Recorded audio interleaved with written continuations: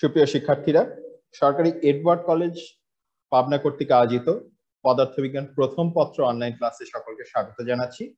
আজকের এই অনলাইন ক্লাসে আমরা অ্যাসাইনমেন্ট বিষয়ক আলোচনা করব। আমরা প্রথমে একটু দেখে নেব আজকের এই ক্লাসে আমরা কি কি শিখব। আজকের এই ক্লাসের আলোচ্য সূচিতে যেটি আছে অ্যাসাইনমেন্ট বিষয়ক প্রাথমিক আলোচনা, তোমরা সবাই ইতিমধ্যে জেনে গিয়েছো, তবু আবার একটু মনে করিয়ে দেওয়ার জন্য কিছু আলোচনা করা হবে। অ্যাসাইনমেন্ট সংক্রান্ত যে নির্দেশাবলী আছে, অর্থাৎ শিক্ষা মন্ত্রণালয় এবং মাধ্যমিক ও উচ্চশিক্ষা অধিদপ্তর থেকে কেন্দ্রীয় নোটিশের মাধ্যমে তোমাদের জন্য যে নির্দেশাবলী দেওয়া হয়েছে সেটি তোমাদের আবার একটু মনে করিয়ে দেব। এরপরে অ্যাসাইনমেন্ট জমাদান কবে কোথায় করতে হবে, কিভাবে করতে হবে সেটিও তোমরা ইতিমধ্যে জেনে গিয়েছো নোটিশ মারফত, সেটি আমরা আরেকবার দেখে নেব। দ্বিতীয় অ্যাসাইনমেন্ট সংক্রান্ত আমাদের যে পড়াশোনার প্রয়োজন হবে, অর্থাৎ দ্বিতীয় অ্যাসাইনমেন্টের জন্য আমাদের যে জ্ঞানের প্রয়োজন হবে সেটুকু ইতিমধ্যে গত সোমবারের ক্লাসে আমাদের শ্রদ্ধেয় শামসুল আলম স্যার কিছুটা আলোচনা করেছেন, পুরোটাই আলোচনা করেছেন। আমরা সেই সংক্রান্ত আবার একটু এই জ্ঞানগুলো আবার একটু রিভাইজ করব, আবার একটু পুনরালোচনা করব এবং সবশেষে আমরা দেখে নেব যে পদার্থবিজ্ঞান বিষয়কে যে দ্বিতীয় অ্যাসাইনমেন্ট দেওয়া হয়েছে সেই দ্বিতীয় অ্যাসাইনমেন্টের বিষয়বস্তু কি কি, অর্থাৎ দ্বিতীয় অ্যাসাইনমেন্টে কি কি আছে। তাহলে প্রিয় শিক্ষার্থীরা, চলো আমরা আজকের এই ক্লাসটি শুরু করি। এই যে দ্বিতীয় অ্যাসাইনমেন্ট যখন দেওয়া হলো, দ্বিতীয় অ্যাসাইনমেন্টের নোটিশটি যখন আসলো, যথারীতি বিভিন্ন মাধ্যমে তোমাদের অনেকের সাথে আমাদের যোগাযোগ হয়েছে। এবারে তোমাদের মোটামুটি দুটি মূল প্রশ্ন। এক অংশের প্রশ্ন হচ্ছে আবার অ্যাসাইনমেন্ট করতে হবে এই চিন্তা, আর আরেক অংশের আমি অনেকেরই এই চিন্তাটি দেখেছি, অনেকেই এটি নিয়ে খুব টেনশন করতে দেখেছি যে অ্যাসাইনমেন্টটি দ্বিতীয় পত্র নিয়ে করতে হবে। এখানে এটি নিয়ে তোমাদের চিন্তার কোনোই কারণ নেই, কারণ এই যে পরবর্তী যে অ্যাসাইনমেন্টটি এসছে এটি দ্বিতীয় পত্রের একদম প্রথম অংশ। তোমাদের অবশ্যই এবারে নতুন কিছু শিখতে হবে, এটি সত্য কথা, কারণ প্রথম অ্যাসাইনমেন্ট আমরা একদম শেষ অংশে দেখেছিলাম যে প্রথম যে অ্যাসাইনমেন্ট দেওয়া হয়েছে সেই প্রথম অ্যাসাইনমেন্টের একটি বড় অংশ ছিল তোমাদের এসএসসি অর্থাৎ নবম এবং দশম শ্রেণীর সিলেবাসে তোমরা যে জ্ঞান লাভ করে এসছো তার উপরে ভিত্তি করে। তবে এবারের অ্যাসাইনমেন্টটি কিন্তু সেরকম নয়, এবারে অ্যাসাইনমেন্টের জ্ঞানটি কিন্তু তেমন নয়, এটি তোমাদের পুরোপুরি উচ্চ মাধ্যমিক পদার্থবিজ্ঞান সিলেবাসের এবং সেটি দ্বিতীয় পত্র, অর্থাৎ যার বিষয় করা হচ্ছে 175 সেই অংশের সংশ্লিষ্ট। তাহলে প্রিয় শিক্ষার্থীরা, আমরা একটু প্রথমে নিয়ম কানুনগুলো একটু দেখে আসি। প্রথমে আমরা হচ্ছে অ্যাসাইনমেন্ট বিষয়ক যে প্রাথমিক আলোচনা, এখানে প্রথমেই আমাদের একটু মনে করিয়ে দেওয়া ভালো যে তোমাদের অ্যাসাইনমেন্টে কিন্তু বারবার বলা হয়েছে যে এখানে যেই চিত্রটি তোমরা দেখতে পাচ্ছ, যেই ঘটনাটি তোমরা দেখতে পাচ্ছ স্ক্রিনে, এটি কিন্তু অ্যাসাইনমেন্টের ক্ষেত্রে করা যাবে না। অ্যাসাইনমেন্ট কিন্তু তোমাদের বলা হয়েছে যে অ্যাসাইনমেন্ট হচ্ছে একটি মূল্যায়ন পদ্ধতি, অর্থাৎ পরীক্ষা যেমন একটি মূল্যায়ন পদ্ধতি, অ্যাসাইনমেন্টও কিন্তু তোমাদের মূল্যায়ন করার, তোমরা কতটুকু শিখলে সেটি যাচাই করার একটি উপায়। পরীক্ষার হলে যেরকম তোমরা দেখাদেখি করো বা করবার চেষ্টা করো, আমরা সাধারণত তোমাদের সেই সুযোগ দিতে চাই না।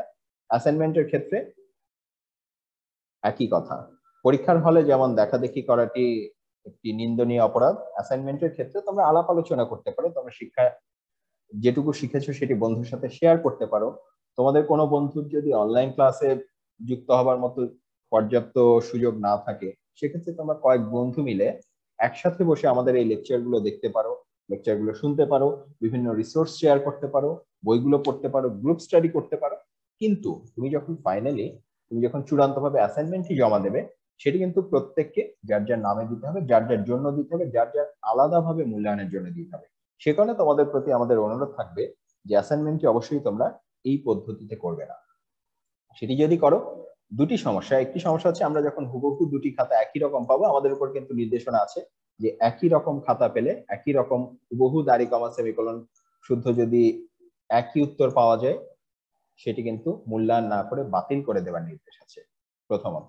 দ্বিতীয়ত যেটি, দেখো এখানে অ্যাসাইনমেন্ট গুলো দেওয়া হয়েছে তোমাদের শেখার জন্য, অর্থাৎ এই অ্যাসাইনমেন্টটি যদি তুমি সমাধান করতে যাও, তোমাকে সুনির্দিষ্ট কিছু জিনিস শিখতে হবে, বুঝতে হবে, এবং তুমি যে শিখেছো এবং বুঝেছো সেটি তোমাকে লিখে বোঝাতে হবে, লিখে দেখাতে হবে। অর্থাৎ এই লেখাটি যদি তোমার নিজস্ব জ্ঞানের প্রতিফলন না হয়ে থাকে, সেটি যদি তোমার বন্ধুর জ্ঞান হয়ে থাকে, সেক্ষেত্রে তো হয়তো তোমার বন্ধুর জ্ঞান বাড়বে, তোমার জ্ঞানটি কিন্তু বাড়বে না, তোমার শেখাটি কিন্তু হবে না, তোমার জানাটি কিন্তু হবে না। সে কারণে এই কাজটি অবশ্যই তোমরা করবে না, ঠিক আছে? আচ্ছা, এবার তাহলে আমরা একটু দেখে আসি যে অ্যাসাইনমেন্ট সংক্রান্ত যে নির্দেশাবলী দেওয়া হয়েছিল তার প্রথম অংশে খেয়াল করতে হবে যে অভিভাবকগণের প্রতি যে পরামর্শ দেওয়া হচ্ছে সেটি তোমরা ইতিমধ্যে নোটিশে দেখেছো, একাধিকবার দেখেছো। আমি একটি অংশ আবার একটু মনে করিয়ে দিই। অভিভাবকগণের যে পরামর্শ অভিভাবকদের প্রতি, তার প্রথম পরামর্শটি কিন্তু বলা হয়েছে যে শিক্ষার্থীদের সরকার প্রদত্ত যে স্বাস্থ্যবিধি সেটি অনুসরণে উৎসাহিত করা। তোমরা যখন অ্যাসাইনমেন্ট জমা দিতে এসছো বা তোমরা যখন বিভিন্ন অফিসে গিয়েছো, তোমরা দেখে থাকবে যে প্রতিটি অফিসে কিন্তু বড় বড় করে একটি ব্যানার টাঙানো থাকে, নো মাস্ক নো সার্ভিস, কিংবা কোথাও লেখা থাকে নো মাস্ক নো এন্ট্রি, অর্থাৎ মাস্ক ছাড়া কিন্তু কোনো অফিসে বা এমনকি আমাদের বিভাগেও আমরা কাউকে ঢুকতে দিচ্ছি না। এটি হচ্ছে তোমাদের ভালোর জন্যই, তোমাদের নিরাপত্তার জন্য। অর্থাৎ এটিও কিন্তু একটি, এই যে অ্যাসাইনমেন্ট জমা দেওয়ার এটিও কিন্তু একটি অংশ। তুমি যদি নিজে হাতে এসে অ্যাসাইনমেন্ট দিয়ে যেতে চাও, অ্যাসাইনমেন্টটি জমা দিয়ে যেতে চাও, এই আসা যাওয়ার পথে এবং তার বাইরে তোমাকে অবশ্যই স্বাস্থ্যবিধি অনুসরণ করতে হবে, স্বাস্থ্যবিধি প্র্যাকটিস করতে হবে। কি কি হতে পারে সেটি তোমরা এতদিনে সবাই জেনে গেছো। তোমাকে অবশ্যই হাত পরিষ্কার রাখতে হবে, সেটি সাবানের মাধ্যমে হতে পারে বা স্যানিটাইজারের মাধ্যমে হতে পারে। তোমাদের অবশ্যই দূরত্ব বজায় রাখতে হবে, বন্ধু বান্ধব দেখে একেবারে জড়িয়ে ধরে খুব কাছাকাছি চলে আসা যাবে না। এবং যেটি একদম অবশ্য পালনীয় সেটি হচ্ছে অবশ্যই সবাইকে মাস্ক পরতে হবে। এটি আমাদের জন্য বিশাল সৌভাগ্যের ব্যাপার যে আমাদের এই ভয়াবহ যে করোনা ভাইরাস, সেটির থেকে রক্ষা পাওয়ার সবচেয়ে বড় যে দুটি উপায়, বড় যে দুটি পদ্ধতি, সেটি খুবই সহজলভ্য। একটি হচ্ছে সাবান কিংবা স্যানিটাইজার এবং অন্যটি হচ্ছে মাস্ক। এর চাইতে ব্যাপারটি কিন্তু আরো অনেক কঠিন হতে পারত। ব্যাপারটি যেহেতু সহজ, আমরা যেন এই সহজ ব্যাপারটিকে গুরুত্ব না দিয়ে করোনা ভাইরাসের খপ্পরে না পড়ি, করোনা ভাইরাসের কবলে যেন না পড়ি। সেটি যদি পড়ি সেটি কিন্তু শুধুমাত্র আমাদের জন্য যে খারাপ হবে সেটি নয়। তুমি যদি করোনা ভাইরাসে দুর্ভাগ্যক্রমে যদি আক্রান্ত হও, তুমি কিন্তু আরো অনেক মানুষকে সংক্রমিত করবে, তোমার আত্মীয় স্বজনকে সংক্রমিত করবে, তোমার বন্ধু বান্ধবকে সংক্রমিত করবে, তোমার খুব কাছের যারা আছে তাদেরকে সংক্রমিত করবে। এবং তুমি হয়তো সুস্থ থাকলেও তোমার কারণে, তোমার ভুলের কারণে, তোমার গাফিলতির কারণে অন্য আরেকজনের কিন্তু খুব বড় একটি ক্ষতি হয়ে যেতে পারে, এবং সেই ক্ষতির সর্বোচ্চ রূপ কিন্তু এর মাধ্যমে কোনো একজনের জীবনও চলে যেতে পারে। অতএব এই এত বড় দায়টি একটু হালকা গাফিলতির জন্য দয়া করে কেউ ঘাড়ে নিও না, ঠিক আছে? আচ্ছা, তাহলে প্রিয় শিক্ষার্থীরা, আমরা অবশ্যই স্বাস্থ্যবিধি মেনে চলে মাস্ক পরে তারপরেই আমরা হচ্ছে অ্যাসাইনমেন্ট জমা দিতে আসবো। এবং এটি কিন্তু আমরা স্পষ্টভাবে বলে দিচ্ছি, মাস্ক ছাড়া কেউ যদি ক্যাম্পাসে ঢুকতে চাও তাকে কিন্তু ক্যাম্পাসের মূল গেটেই বিদায় করে দেওয়া হবে, ঠিক আছে? অবশ্যই ক্যাম্পাসে ঢুকতে চাইলে প্রথমত মাস্ক পরে আসতে হবে, হাত পরিষ্কার রাখতে হবে এবং অবশ্যই সুশৃঙ্খল ভাবে একজন থেকে আরেকজন দূরত্ব বজায় রেখে তারপরে এটি জমা দিতে হবে, ঠিক আছে? এখানে কিন্তু এই অ্যাসাইনমেন্টের উছিলায়, অ্যাসাইনমেন্টের সুযোগ নিয়ে এখানে কিন্তু একটি জনসমাবেশ করা একেবারেই যাবে না, ঠিক আছে? আচ্ছা, তাহলে এরপরে আবার তোমাদের জন্য যে নির্দেশনাটি আছে সেটি আমরা আবার একটু দেখে নিই। আমরা সবচেয়ে গুরুত্বপূর্ণ যে নির্দেশনা, এই নির্দেশনাগুলো তোমরা ইতিমধ্যে দেখেছো। সবচেয়ে গুরুত্বপূর্ণ যেটি সেটি আমরা আবার একটু মনে করিয়ে দিই। এখানে কিন্তু বারবার বলা হয়েছে যে মূল্যায়নের ক্ষেত্রে শিক্ষার্থীর নিজস্বতা, স্বকীয়তা ও সৃজনশীলতা যাচাই করা হবে। তাই নোট কিংবা গাইড বা অন্যের লেখা দেখে অ্যাসাইনমেন্ট বা নির্ধারিত কাজ জমা দিলে, দেখো এখানে কিন্তু বলা হয়েছে, কি বলা হয়েছে এখানে, বলা হয়েছে সেটি বাতিল হয়ে যাবে এবং পুনরায় সেই অ্যাসাইনমেন্ট বা নির্ধারিত কাজ প্রদান করে জমা দিতে হবে। সো প্রথমবার যদি কেউ এই কাজ করো, আমরা মনে করে নেব সে হয়তো ভুল করেছো, তাকে আমরা আরেকবার সুযোগ দেবো। দ্বিতীয়বারও যদি কেউ এই কাজ করো, তার মানে তখন কিন্তু সেটার ভুলের পর্যায়ে নেই। সেক্ষেত্রে তুমি বুঝে শুনেই একই কাজ বারবার করছো বা অপরাধ করছো, সেক্ষেত্রে তোমার অ্যাসাইনমেন্টটি চূড়ান্তভাবেই বাতিল হয়ে যেতে পারে, ঠিক আছে? সে কারণে এই লোকটি কেউ করো না। তোমরা প্রত্যেকেই নিজের অ্যাসাইনমেন্ট নিজের হাতে লিখবে, নিজে জেনে লিখবে, নিজে শিখে লিখবে, নিজে বুঝে লিখবে, ঠিক আছে? তাহলে প্রিয় শিক্ষার্থীরা, আমরা হচ্ছে নির্দেশনাগুলো দেখলাম। এবারে আমরা হচ্ছে অ্যাসাইনমেন্ট জমা দানের যে নিয়মাবলী, সেটিও তোমরা ইতিমধ্যে নোটিশের মাধ্যমে দেখে ফেলেছো। আমরা আবার একটু দেখে নিচ্ছি। এখানে কি দেখা যাচ্ছে, এখানে বলা হয়েছে যে অ্যাসাইনমেন্ট জমা দানের যে তারিখ অর্থাৎ এবং সময়, সেটি বলা হয়েছে যে 27/6/2021 অর্থাৎ 27শে জুন দুপুর 2টার মধ্যে এটা জমা দিতে হবে। এটি হচ্ছে তোমাদের সময়সীমার শেষ দিন। এর মধ্যেই অবশ্যই তোমাদের দিতে অ্যাসাইনমেন্টটি জমা দিতে হবে, কেননা এরপর থেকে কিন্তু তোমাদের আবার তৃতীয় যে অ্যাসাইনমেন্ট বা তৃতীয় সপ্তাহের যে বিষয়গুলি সেগুলি চলে আসবে। সে কারণে অবশ্যই তোমাদের এটি সময়টি মেনে এই তারিখটি অনুসারে নির্দিষ্ট সময় নির্দিষ্ট স্থানে তোমাদের জমা দিতে হবে। কিভাবে লিখতে হবে সেটি তোমরা ইতিমধ্যে জেনে গিয়েছো, সেটি আর নতুন করে তোমাদের জানাবার নেই, ঠিক আছে?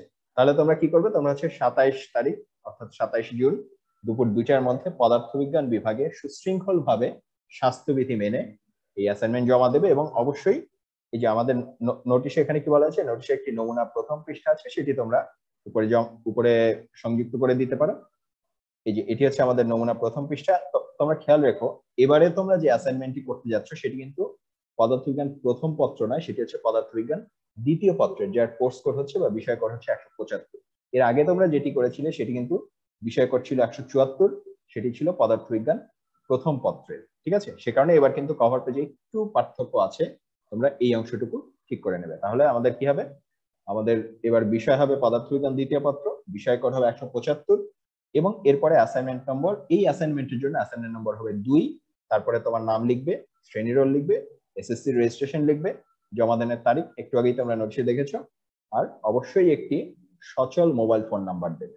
ঠিক আছে, আর এখানে শ্রেণী রোল যেটি, সেটি আগেও বলেছি, শ্রেণী রোল হিসাবে যেটি লিখবে সেটি হচ্ছে তোমাদের 5 ডিজিটের একটি রোল দেওয়া হয়েছে, সম্ভবত তোমাদের ব্যাচে মানে 20 দিয়ে শুরু, পুরো 5 অক্ষর লিখবে। ঠিক আছে, পুরো 5টি সংখ্যা লিখবে, অনেকে একটি বা দুইটি সংখ্যা লিখে দাও, এটি কিন্তু সঠিক পদ্ধতি নয়। ঠিক আছে, তাহলে প্রিয় শিক্ষার্থীরা, এই হচ্ছে আমাদের অ্যাসাইনমেন্ট সংক্রান্ত প্রাথমিক আলোচনা। এবারে আসো আমরা হচ্ছে অ্যাসাইনমেন্ট সংক্রান্ত যে পড়াশোনা সেই দিকে একটু মনোনিবেশ করি। ঠিক আছে, তাহলে এখানে প্রথমেই এই অধ্যায়, এটি হচ্ছে তাপগতিবিদ্যার সংক্রান্ত যে অধ্যায় আছে, পদার্থবিজ্ঞান দ্বিতীয় পত্রের একদম প্রথম অধ্যায়, তার কিছু অংশ তোমাদের এই অ্যাসাইনমেন্টের জন্য লাগবে। এখানে আপাতত পুরো অধ্যায়টি আমাদের একটি ক্লাসে আলোচনা করে শেষ করা সম্ভব না, এটি সময় সাপেক্ষ ব্যাপার। আমরা আপাতত সুনির্দিষ্টভাবে যে অংশগুলো তোমাদের কাজে লাগবে, যে জ্ঞানগুলো তোমাদের কাজে লাগবে, সেটুকু নিয়ে একটি সংক্ষিপ্ত আলোচনা করব। এখানে প্রথমেই আমাদের যেটি জানতে হবে সেটি হচ্ছে তাপগতিবিদ্যার 0তম সূত্র, কারণ এখান থেকেই সবকিছু শুরু। ঠিক আছে, তাপগতিবিদ্যার সবকিছু এখান থেকেই শুরু। এটির নাম হচ্ছে তাপগতিবিদ্যার 0তম সূত্র বা 0th ল অফ থার্মোডাইনামিক্স। তাহলে আমরা একটু দেখে নিই যে এই সূত্রের বিবৃতিটি হচ্ছে, দুটি বস্তু যদি কোনো তৃতীয় বস্তুর সাথে পৃথকভাবে তাপীয় সাম্যাবস্থায় থাকে বা তাপীয় সাম্যে থাকে, সেক্ষেত্রে প্রথম বস্তু দুটি পরস্পরের সাথে তাপীয় সাম্যে থাকবে। এখানে কি বলা হচ্ছে, এখানে বলা হচ্ছে যে এখানে মোট 3টি বস্তুর কথা বলা হচ্ছে। এখানে প্রথম দুইটি বস্তু অর্থাৎ 1 নম্বর বস্তু এবং 2 নম্বর বস্তু, এরা যদি আলাদাভাবে, এরা পরস্পরের সাথে কিন্তু সংযুক্ত নয়, ঠিক আছে, কিন্তু এরা যদি তৃতীয় কোনো বস্তুর সাথে আলাদাভাবে তাপীয় সাম্যাবস্থায় থাকে, তাপীয় সাম্যাবস্থা মানে হচ্ছে এমন একটা অবস্থা যেখানে দুটি বস্তুর তাপীয় অবস্থা একই, অর্থাৎ এদেরকে যদি যুক্ত করা হয় এবং সেখানে কোনো তাপের আদান প্রদান না ঘটে, তখন আমরা বলি সেক্ষেত্রে তাদের তাপীয় সাম্যাবস্থায় আছে বা তাদের তাপীয় অবস্থা একই। ঠিক আছে, তাপীয় সাম্যাবস্থা পরিমাপ করার একটি উপায় হচ্ছে তাপমাত্রা। ঠিক আছে, তাপমাত্রার মাধ্যমে, অর্থাৎ দুটি বস্তুর যদি তাপমাত্রা একই হয়ে যায়, তখন আমরা বলি যে বস্তু দুটি তাপীয় সাম্যে আছে বা তাপীয় সাম্যাবস্থায় আছে। তাপীয় সাম্যাবস্থায় যখন থাকে, অর্থাৎ দুটি বস্তু যখন একই তাপমাত্রায় থাকে, তখন কিন্তু তাদের মধ্যে আর কোনো তাপের আদান প্রদান হয় না। এবং উল্টাটিও সত্যি, যতক্ষণ দুটি বস্তু তাপীয় সাম্যাবস্থায় না থাকে ততক্ষণ পর্যন্ত এদের মধ্যে একটি তাপের আদান প্রদান, অর্থাৎ একটি থেকে তাপ বর্জন, একটি থেকে তাপ গ্রহণ হতে থাকতে পারে। ঠিক আছে, এখন এই যে তৃতীয় কোনো বস্তুর মাধ্যমে আমরা যে আলাদা আলাদা দুটি বস্তু তাপীয় সাম্যে আছে কিনা সেটি যাচাই করে ফেলছি, এই তৃতীয় বস্তুটির নাম আমরা অনেকেই জানি, এটিকে আসলে আমরা থার্মোমিটার নামে চিনি, অর্থাৎ তাপমাত্রা মাপার যন্ত্র। ঠিক আছে, যেমন তোমার যদি জ্বর হয়ে থাকে, বাসায় তুমি কি করবে, তুমি হচ্ছে থার্মোমিটার নামে একটা যন্ত্র আছে, অনেকেরই হয়তো বাসায় আছে, কিংবা ডাক্তারের কাছে গেলে আমাদের অনেকে ডাক্তাররা চেক করে দেখেন। থার্মোমিটার নামে যন্ত্রটি কেউ হয়তো মুখে ব্যবহার করো, কেউ হয়তো বগলে ব্যবহার করো, সেটি দিয়ে কিছুক্ষণ রেখে দিলে তোমাকে স্পর্শ না করেও কিন্তু আমি জানতে পারবো যে তোমার তাপমাত্রা কত। কিভাবে? কারণ ওই যে থার্মোমিটার নামের যে যন্ত্রটি তুমি বগলের মধ্যে দিলে বা মুখে রাখলে, সেটিতে কিছু পরিবর্তন হবে তোমার দেহের সঙ্গে। তোমার দেহটি একটি বস্তু, থার্মোমিটার আরেকটি বস্তু, এদের মধ্যে একটু তাপের আদান প্রদান হবে। তাপের আদান প্রদান হতে হতে একসময় সাম্যাবস্থায় আসবে। যখন সাম্যাবস্থায় আসবে তখন আমরা জেনে যাব যে তোমার শরীরের তাপমাত্রাটি ঠিক কত। আমরা একটু ছবির মাধ্যমে দেখে নিই। এই যে এখানে আমরা একটি অ্যানিমেশন দেখতে পাচ্ছি, দেখো প্রথমে কি ছিল, এ এবং বি এর তাপমাত্রা আলাদা ছিল, এবং সি নামে তৃতীয় একটি বস্তুর সাথে এই যে এ আলাদাভাবে যুক্ত, বি আলাদাভাবে যুক্ত। ঠিক আছে, এই যে আস্তে আস্তে এদের কিন্তু তাপমাত্রা বা তাপীয় অবস্থা এক হয়ে যাচ্ছে, এবং এরপরে কিন্তু থেমে গেল। এই যে এখন কিন্তু এদের মধ্যে আর তাপের আদান প্রদান হবে না। ঠিক আছে, তাহলে প্রিয় শিক্ষার্থীরা, আমরা হচ্ছে তাপগতিবিদ্যার 0তম সূত্র থেকে যেটি জানলাম যে দুটি বস্তুর মধ্যে তাপের আদান প্রদান হতে পারে, কতক্ষণ হবে, যতক্ষণ তারা তাপীয় সাম্যাবস্থায় না আসে, অর্থাৎ যতক্ষণ তাদের তাপমাত্রা এক না হয়। অর্থাৎ তাপগতিবিদ্যায় আমরা যে কটি বিষয় নিয়ে আলোচনা করব, তার প্রথমটি হচ্ছে তাপ, যেটি আসলে শক্তির একটি বিশেষ রূপ, দ্বিতীয়টি হচ্ছে তাপীয় অবস্থা, যেটিকে আমরা তাপমাত্রা দ্বারা পরিমাপ করি। ঠিক আছে, এবং তাপমাত্রা পরিমাপের যন্ত্র আমাদের সবার কাছেই পরিচিত, আমরা থার্মোমিটারের মাধ্যমে তাপমাত্রা পরিমাপ করে থাকি। তাহলে যখনই কোথাও তাপের প্রবাহ হবে সেখানে আরো অনেক কিছু ঘটতে পারে। ঠিক আছে, তাহলে কি কি ঘটবে সেগুলো আমরা একটু এখন দেখে নেব।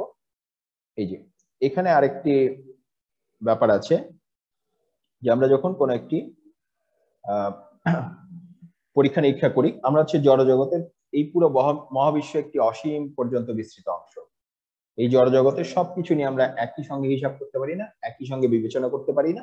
তার কোনো একটি সুনির্দিষ্ট বা খুব ক্ষুদ্র অংশকে আমরা বেছে নিয়ে কোনো একটি হিসাব করি, কোনো একটি পরীক্ষা নিরীক্ষা করি, কোনো একটি অংশকে বিবেচনা করি। যেই অংশটিকে আমরা বিবেচনা করি কোনো একটি নির্দিষ্ট ক্ষেত্রে, তাকে আমরা বলি সিস্টেম বা ব্যবস্থা। ইংরেজিতে বলা হয় সিস্টেম, বাংলাতে এর নাম হচ্ছে ব্যবস্থা। ঠিক আছে, মনে করো তুমি হচ্ছে ভাত রান্না করতে যাও। ভাত রান্না করতে চাইলে কি লাগবে? তোমার হচ্ছে কিছু চাল লাগবে, কিছু পানি লাগবে, তোমার একটি পাতিল লাগবে, এরপরে পাতিলে ঢাকনা দেওয়ার জন্য কিছু একটা লাগবে, তারপর হচ্ছে চুলা লাগবে, চুলার সঙ্গে জ্বালানি লাগবে, চুলাটি জ্বালানোর ব্যবস্থা থাকতে হবে। এই কিন্তু মোটামুটি আমার ভাত রান্নার জিনিসপত্র। খুব বেশি হলে তোমার হয়তো নাড়াচাড়া করার জন্য একটা চামচ বা এমন কিছু প্রয়োজন হতে পারে। এখন ভাত রান্না করতে চাইলে তোমার নিশ্চয়ই টেলিভিশন দরকার নেই, ভাত রান্না করতে তোমার নিশ্চয়ই ল্যাপটপ কম্পিউটার দরকার নেই, ভাত রান্না করবার জন্য নিশ্চয়ই তোমার মোবাইল ফোন দরকার নেই, অথচ সবগুলোই কিন্তু তোমার বাসায় আছে। তাহলে ভাত রান্না করার জন্য আমরা কি করব? ভাত রান্না করার জন্য আমরা বাসায় অনেক কিছু আছে, সেই অনেক কিছু থেকে আমরা কি কি বেছে নিলাম? আমরা শুধুমাত্র চাল, পানি, পাতিল, ঢাকনা, চুলা এবং চুলায় আগুন, এই কয়টা জিনিসকে আলাদাভাবে বেছে নিয়ে একসাথে করলাম না? এই যে এই পুরা যে আমরা কিছু জিনিস বেছে নিলাম পুরা দুনিয়া থেকে, এইটুকু হচ্ছে আমাদের ভাত রান্নার সিস্টেম। ঠিক আছে, ধরো তুমি হচ্ছে পদার্থবিজ্ঞান পড়াশোনা করতে চাও।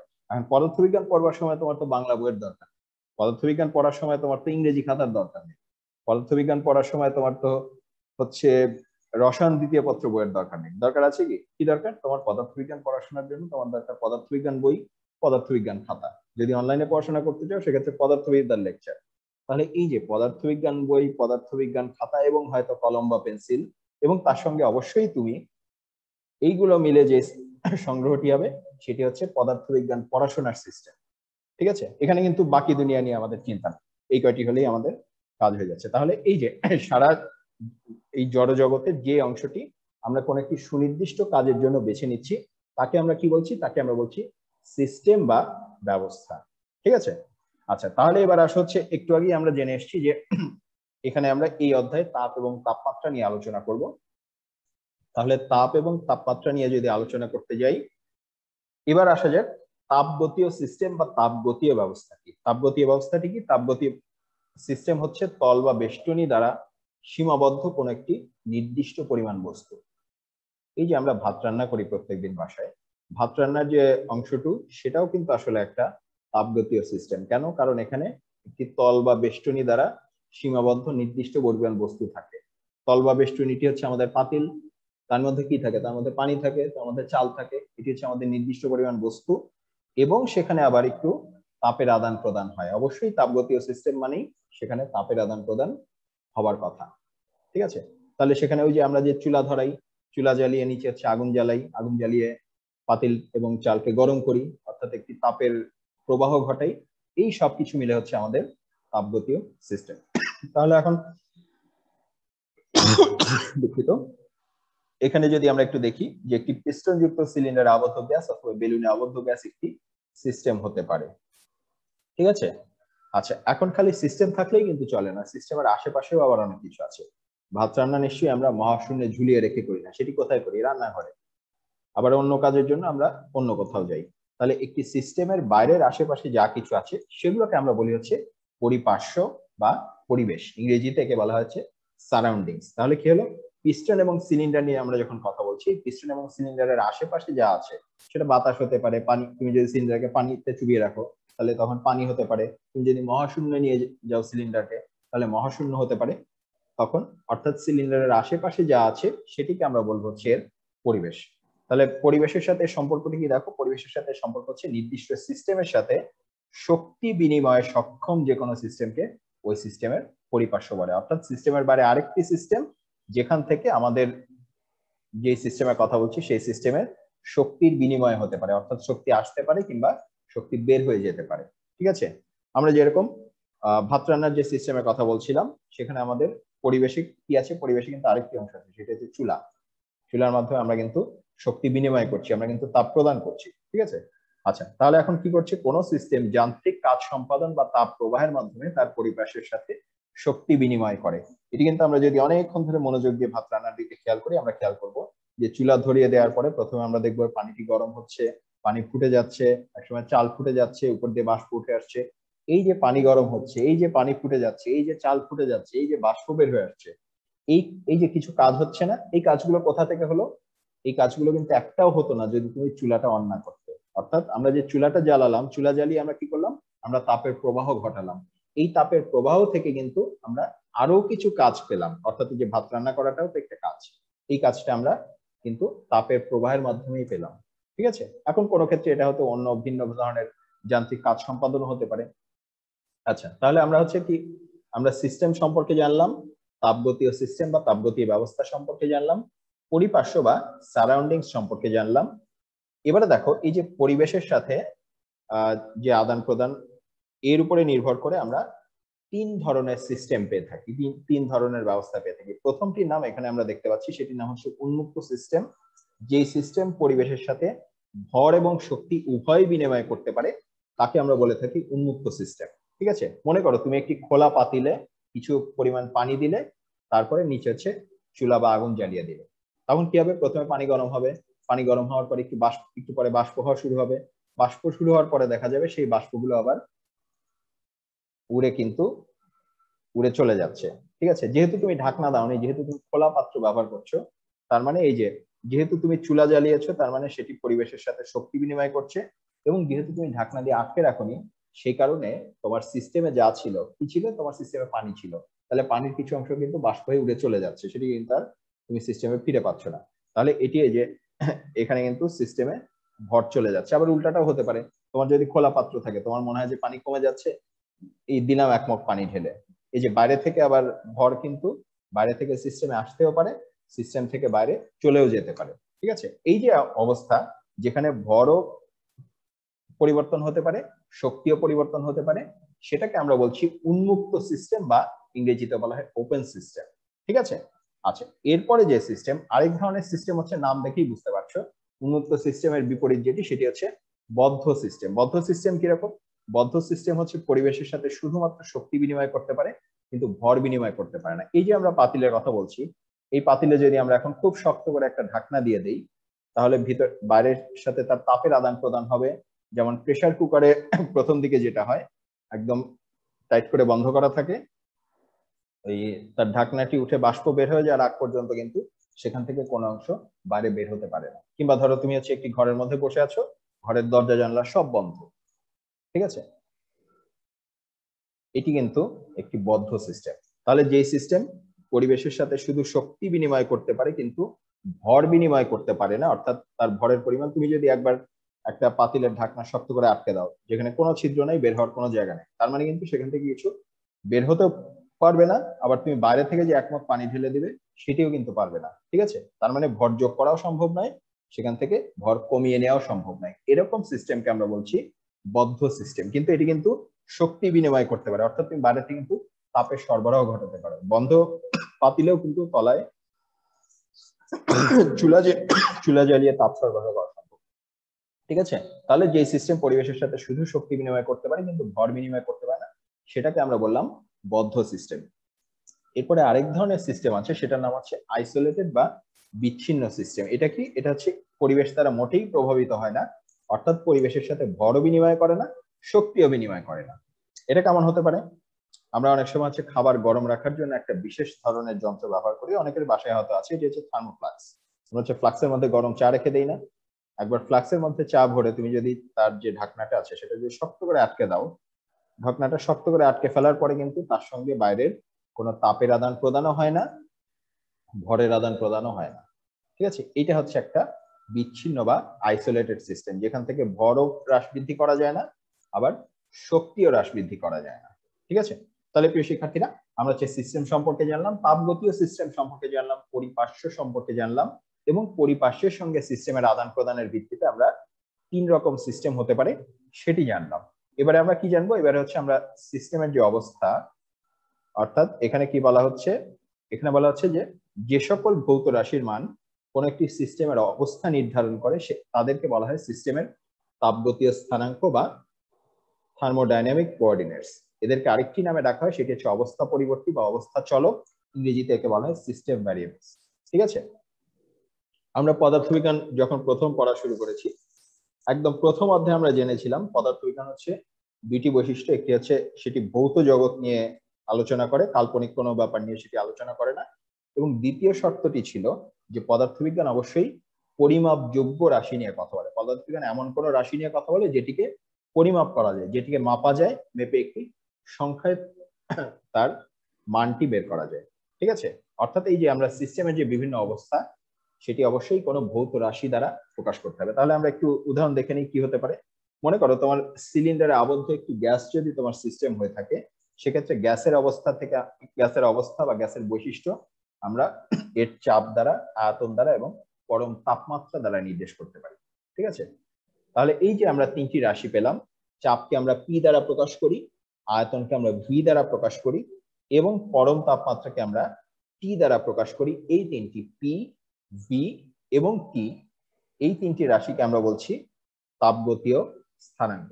ঠিক আছে, অর্থাৎ তোমার যদি কোনো একটি গ্যাসের চাপ জানা থাকে, আয়তন জানা থাকে, তাপমাত্রা জানা থাকে, তার অর্থ তুমি সেই গ্যাসের অবস্থা নির্দেশক সবকিছুই জানো, কিংবা এদের কোনো দুইটি রাশি জানা থাকলে অন্যটি হয়তো জানা সম্ভব। ঠিক আছে, এই পি, ভি এবং টি এর মধ্যে কিন্তু আবার কিছু গাণিতিক সম্পর্ক আছে, যেমন তোমরা খুব সম্ভবত রসায়ন বিজ্ঞানের একটি সম্পর্ক জেনে এসছো, যেটি হচ্ছে পিভি সমান সমান এন আর টি। এটি তোমরা এর আগে নবম দশম শ্রেণীতেও পেয়ে আসার কথা। অর্থাৎ পিভি এবং টি এর মধ্যে কিন্তু একটি আন্তঃ সম্পর্ক রয়েছে। এখন এই যে চাপ, আয়তন এবং পরম তাপমাত্রা, এরা যে সবসময় একই রকম থাকবে তা কিন্তু নয়। এদের মান বিভিন্ন সময়, বিভিন্ন পরিস্থিতিতে, বিভিন্ন পরিবেশে বিভিন্ন রকম হতে পারে। ঠিক আছে, তাহলে এখানে আমরা কি দেখবো? এখানে আমরা একটু দেখে নিই, কোন সিস্টেমে যেই পরিবর্তনের কারণে তাপগতীয় স্থানাঙ্কের মানের পরিবর্তন হয়। তাপগতীয় স্থানাঙ্কের মানের পরিবর্তন মানে সবগুলোর পরিবর্তন হতেই হবে এমন না। হতে পারে শুধুমাত্র চাপ পরিবর্তন হলো, হতে পারে শুধুমাত্র আয়তন পরিবর্তন হলো, হতে পারে শুধুমাত্র তাপমাত্রা পরিবর্তন হলো, কিংবা তিনটি পরিবর্তন হলো, অথবা যে কোনো দুইটি পরিবর্তন হলো। অর্থাৎ একটি হোক বা দুইটি হোক বা তিনটি হোক, যে কোনো একটারও যদি পরিবর্তন হয় তাহলে কিন্তু সিস্টেমের একটা পরিবর্তন হলো। তাহলে সিস্টেমের যেই পরিবর্তনের কারণে তাপগতীয় স্থানাঙ্কের মানের পরিবর্তন হয়, অর্থাৎ পি কিংবা ভি কিংবা টি এর এই তিনটি রাশির কোন একটির পরিবর্তন হয়, সেই পরিবর্তনকে আমরা বলছি তাপগতীয় প্রক্রিয়া বা থার্মোডাইনামিক প্রসেস। ঠিক আছে, তাহলে কি হলো? এই যে তাপগতীয় স্থানাঙ্কের যদি মানের কোনো পরিবর্তন হয়, সেটি যে কারণে ঘটছে, সেই পরিবর্তনকে আমরা বলছি তাপগতীয় প্রক্রিয়া বা থার্মোডাইনামিক প্রসেস। তাহলে এখন কি কি রকমের তাপগতীয় পরিবর্তন হতে পারে? এই যে এখানে যে কয়টি রাশি আছে, এদের উপরে নির্ভর করে আমরা বিভিন্ন রকম তাপগতীয় পরিবর্তনকে চিহ্নিত করেছি। একটির নাম হচ্ছে সমচাপ পরিবর্তন, ইংরেজিতে বলা হয় আইসোবারিক চেঞ্জ। একটি আছে হচ্ছে সম আয়তন পরিবর্তন, ইংরেজিতে একে বলা হয় আইসোকোরিক চেঞ্জ। আরেকটি পরিবর্তন আছে, সেটির নাম হচ্ছে সমষ্ণ পরিবর্তন, ইংরেজিতে একে বলা হয় আইসোথার্মাল চেঞ্জ। এবং সবশেষে আরেকটি পরিবর্তন আছে, এর নাম হচ্ছে রুদ্ধতাপীয় পরিবর্তন বা এডিয়াবেটিক চেঞ্জ। ঠিক আছে, এই হচ্ছে মোটামুটি আমাদের সবচেয়ে পরিচিত 4 প্রকারের তাপগতীয় পরিবর্তন। ঠিক আছে, এদের বিস্তারিত আমরা একটু পরেই জানবো। এখন এই যে বিভিন্ন ধরনের পরিবর্তন হয়, এই বিভিন্ন ধরনের পরিবর্তনের আগে আমরা আরেকটি অংশ জেনে আসি। আমরা এই লেকচারের, এই অনলাইন লেকচারের প্রথম অংশে আমরা তাপগতিবিদ্যার 0তম সূত্র বা 0th ল অফ থার্মোডাইনামিক্স সম্পর্কে জেনেছি। এবারে আমরা জানবো হচ্ছে তাপগতিবিদ্যার প্রথম সূত্র বা ফার্স্ট ল অফ থার্মোডাইনামিক্স। এখানে কি বলা হয়েছে? তাপগতিবিদ্যার প্রথম সূত্রে বলা হয়েছে, যখনই কোনো সিস্টেমে তাপ প্রয়োগ করা হয়, তার কিছু অংশ বস্তুর অভ্যন্তরীণ শক্তি বা ইন্টারনাল এনার্জি বৃদ্ধি করে বা পরিবর্তন করে, এবং বাকি অংশ পরিবেশের উপরে বাহ্যিক কাজ সম্পাদন করে। ঠিক আছে, এখন এখানে আমাদের প্রথমে একটু জেনে রাখা ভালো যে অভ্যন্তরীণ শক্তি বা ইন্টারনাল এনার্জিটা কি জিনিস। তোমরা জানো যে একটি পদার্থের যে কোনো বস্তু, সেটি কঠিন হোক বা তরল হোক বা বায়বীয় হোক, তাতে অসংখ্য পরিমাণে অণু, পরমাণু ইত্যাদি রয়েছে। ঠিক আছে, যদি একটি কঠিন পদার্থ হয়, কঠিন পদার্থে তাপ দিলে কি হয়? অণুগুলোর কম্পন বৃদ্ধি পায়, ফলে জিনিসটি উত্তপ্ত হয়, গরম হয়। তরল পদার্থের ক্ষেত্রেও তাই। আবার গ্যাসীয় পদার্থের ক্ষেত্রে তোমরা জানো গ্যাসীয় পদার্থের ক্ষেত্রে ব্যাপারটি আরো জটিল, কারণ কঠিন বা তরল পদার্থে অণুগুলো অন্তত খুব দৃঢ়ভাবে হোক বা একটু একটু কম দৃঢ়ভাবে হোক, তারা কিন্তু পরস্পরের সাথে আবদ্ধ থাকে। গ্যাসীয় পদার্থের অণুগুলোর কিন্তু আবার এই অভ্যেস নেই। তারা কি করে, তারা এক একজন এক এক দিকে ছোটাছুটি করতে থাকে। এখন এই যে ছোটাছুটির কারণে তাদের একটি গতি আছে, তাদের বিভিন্ন রকম ঘূর্ণন গতি আছে, তাদের পারস্পরিক বিভিন্ন ধরনের স্পন্দন আছে, এই সব কিছু গতি মিলিয়ে তাদের একটি অভ্যন্তরীণ শক্তি থাকে। ঠিক আছে, এগুলো হচ্ছে অণুগুলোর যে নিজস্ব গতি, সেই কারণে যে শক্তি সেটি। এখন এই শক্তির সাথে যার সম্পর্ক আছে সেটি হচ্ছে তাপমাত্রার সম্পর্ক। ঠিক আছে, অর্থাৎ তাপমাত্রা যত বৃদ্ধি পায়, এই যে কোনো একটি গ্যাসের যে অণু, সেই অণুগুলো ছোটাছুটি তত বৃদ্ধি পায়। এই ছোটাছুটি বৃদ্ধি পেলে আবার আমাদের প্রথমত চাপ বৃদ্ধি পেতে পারে, এবং চাপের কারণে যদি সুযোগ থাকে সেক্ষেত্রে আবার আয়তনও বৃদ্ধি পেতে পারে। ঠিক আছে, আচ্ছা, এখন যদি আয়তন বৃদ্ধি পায়, আয়তন বৃদ্ধি চাপ বৃদ্ধি পাওয়ার অর্থ কি? চাপ বৃদ্ধি পাওয়ার অর্থ হচ্ছে সেটি হচ্ছে পারিপার্শ্বিকের উপরে বা তার সেটি যে পাত্রের উপরে আছে সেই পাত্রের উপরে একটি বল প্রয়োগ করবে। বল প্রয়োগ করবে মানেই সেটি হচ্ছে পাত্রটিকে বা পাত্রের যে দেয়ালটিকে আছে সেই দেয়ালে ঠেলা দিবে। এখন তার কোনো একটি অংশ যদি খোলা থাকে, সেই খোলা অংশকে সে হয়তো ঠেলে সরিয়েও দিতে পারে। এখন যখনই সরণ ঘটবে, দেখো বল প্রয়োগ হচ্ছে, সরণও ঘটছে, তখন কিন্তু বাকি অংশ পরিবেশের উপরে বাহ্যিক কাজ সম্পাদন করতে পারে। কেমন উদাহরণ হতে পারে? আমাদের পরিচিত জিনিসের উপরে যদি দেখি, ধরো তুমি একটি বেলুন ফোলাতে যাচ্ছ, বেলুনে কি হচ্ছে, তুমি জোর করে ফু দিয়ে জোর করে ভেতরে বাতাস ঢোকাও না, এবং বেলুন কিন্তু আস্তে আস্তে তার আয়তনটি বৃদ্ধি পায়। ঠিক আছে, এই যে ভিতরে গ্যাসগুলি গিয়ে বেলুনের গায়ে চাপ দিচ্ছে, বেলুনকে ছোট থেকে বড় করছে, এটাই কিন্তু একটা বাহ্যিক কাজ। ঠিক আছে, আচ্ছা, তাহলে কি হলো? তাহলে এখানে আমরা দেখলাম, এখানে প্রথমে কি বলা হয়েছে, যখনই কোনো সিস্টেমে তাপ প্রয়োগ করা হয়, অর্থাৎ তাপ একটি শক্তি, তাপ শক্তিকে যখন কোনো একটি সিস্টেমে প্রয়োগ করা হয়, সেটি দুইটি স্থানে খরচ হয়। তার একটি অংশ হচ্ছে বস্তুর অভ্যন্তরীণ শক্তি পরিবর্তন করে, আরেকটি অংশ হচ্ছে পরিবেশের উপরে বাহ্যিক কাজ সম্পাদন করে। তাহলে আমরা একটু এখানে কথায় যেটি বলা হয়েছে সেটি একটু গাণিতিক রূপে দেখে আসি। কোন সিস্টেমে যদি ডেল্টা কিউ পরিমাণ তাপ প্রয়োগ করা হয়, ঠিক আছে, এর কারণে যদি অভ্যন্তরীণ শক্তি ডেল্টা ইউ পরিমাণ পরিবর্তন হয়, ডেল্টা দ্বারা আমরা হচ্ছে পরিবর্তন বুঝি, সেটি যখন কিউ এর সামনে আছে তখন আমরা বুঝি কিউ এর পরিবর্তন, যখন ইউ এর সামনে আছে তখন আমরা বুঝি ইউ এর পরিবর্তন, যখন ডব্লিউ এর সামনে আছে তখন আমরা বুঝি ডব্লিউ এর পরিবর্তন।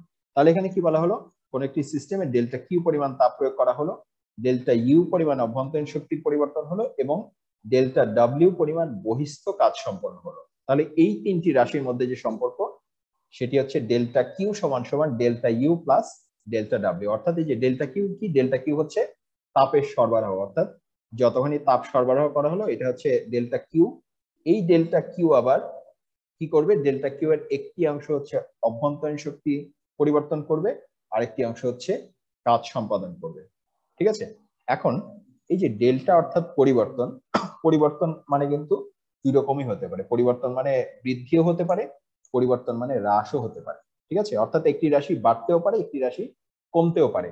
এখন এই হ্রাস এবং বৃদ্ধি অনুসারে আমরা কিন্তু যদি কোনো একটি রাশি বৃদ্ধি পায় তখন আমরা তাকে বলি হচ্ছে পজিটিভ পরিবর্তন বা ধনাত্মক পরিবর্তন।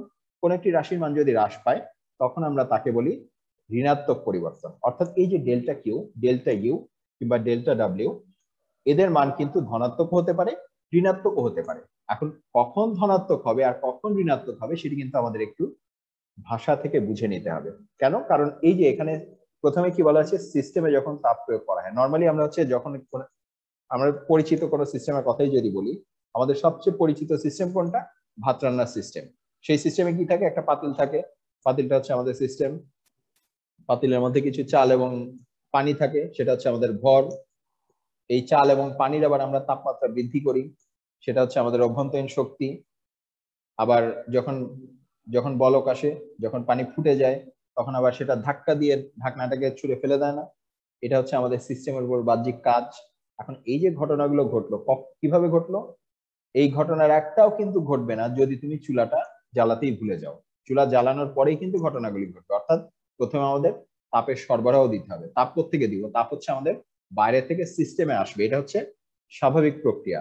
তাহলে আমরা যদি একটু দেখে আসি কখন ধনাত্মক আর কখন ঋণাত্মক হবে। দেখো ডেল্টা কিউ কখন ধনাত্মক হবে?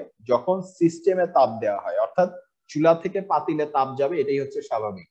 ঠিক আছে, সিস্টেমে বাইরে থেকে যদি তাপ শক্তি সরবরাহ করা হয় তখন সেটা হচ্ছে ডেল্টা কিউ হচ্ছে ধনাত্মক। যদি উল্টা হয়, একটা জিনিসকে তুমি ঠান্ডা করে ফেলছো, একটা জিনিস থেকে তাপ সরিয়ে নিচ্ছ, একটা জিনিস থেকে তাপ কমে যাচ্ছে, তখন আমাদের অর্থাৎ সিস্টেম যখন তাপ হারাচ্ছে তখন আমাদের ডেল্টা কিউ হচ্ছে ঋণাত্মক। অর্থাৎ যদি বলা থাকে যে তুমি কোন একটি সিস্টেমে 20 জুল পরিমাণ তাপ শক্তি সরবরাহ করলে বা 20 জুল পরিমাণ তাপ শক্তি বৃদ্ধি পেল সিস্টেমে, তার মানে আমরা বলবো যে ডেল্টা কিউ সমান সমান 20 জুল।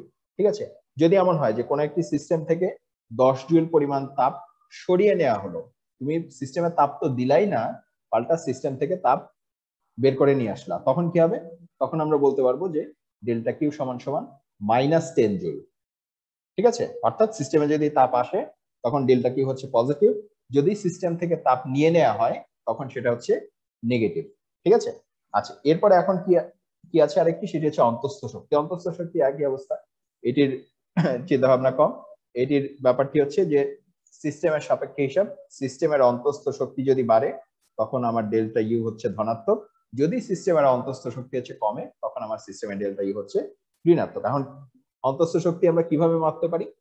অন্তঃস্থ শক্তি বাড়ছে না কমছে বোঝার একটা ভালো উপায় হচ্ছে, অন্তঃস্থ শক্তির একটা ভালো ইন্ডিকেটর হচ্ছে টেম্পারেচার, অর্থাৎ তাপমাত্রা। একটা সিস্টেমের তাপমাত্রা যদি বেশি হয় তার অর্থ অণুগুলা বেশি জোরে দৌড়াচ্ছে, অণুগুলো বেশি জোরে ছোটাছুটি করছে, অর্থাৎ অণুগুলো ছোটাছুটি করছে অর্থই তার অন্তঃস্থ শক্তির পরিমাণটি বেশি আছে। অর্থাৎ আমরা যদি এক নজরে বলতে চাই যে সিস্টেমের তাপমাত্রা বেশি তার অন্তঃস্থ শক্তি বেশি, একই সিস্টেমের যদি তাপমাত্রা কম হয় তখন তার অন্তঃস্থ শক্তি হচ্ছে কম।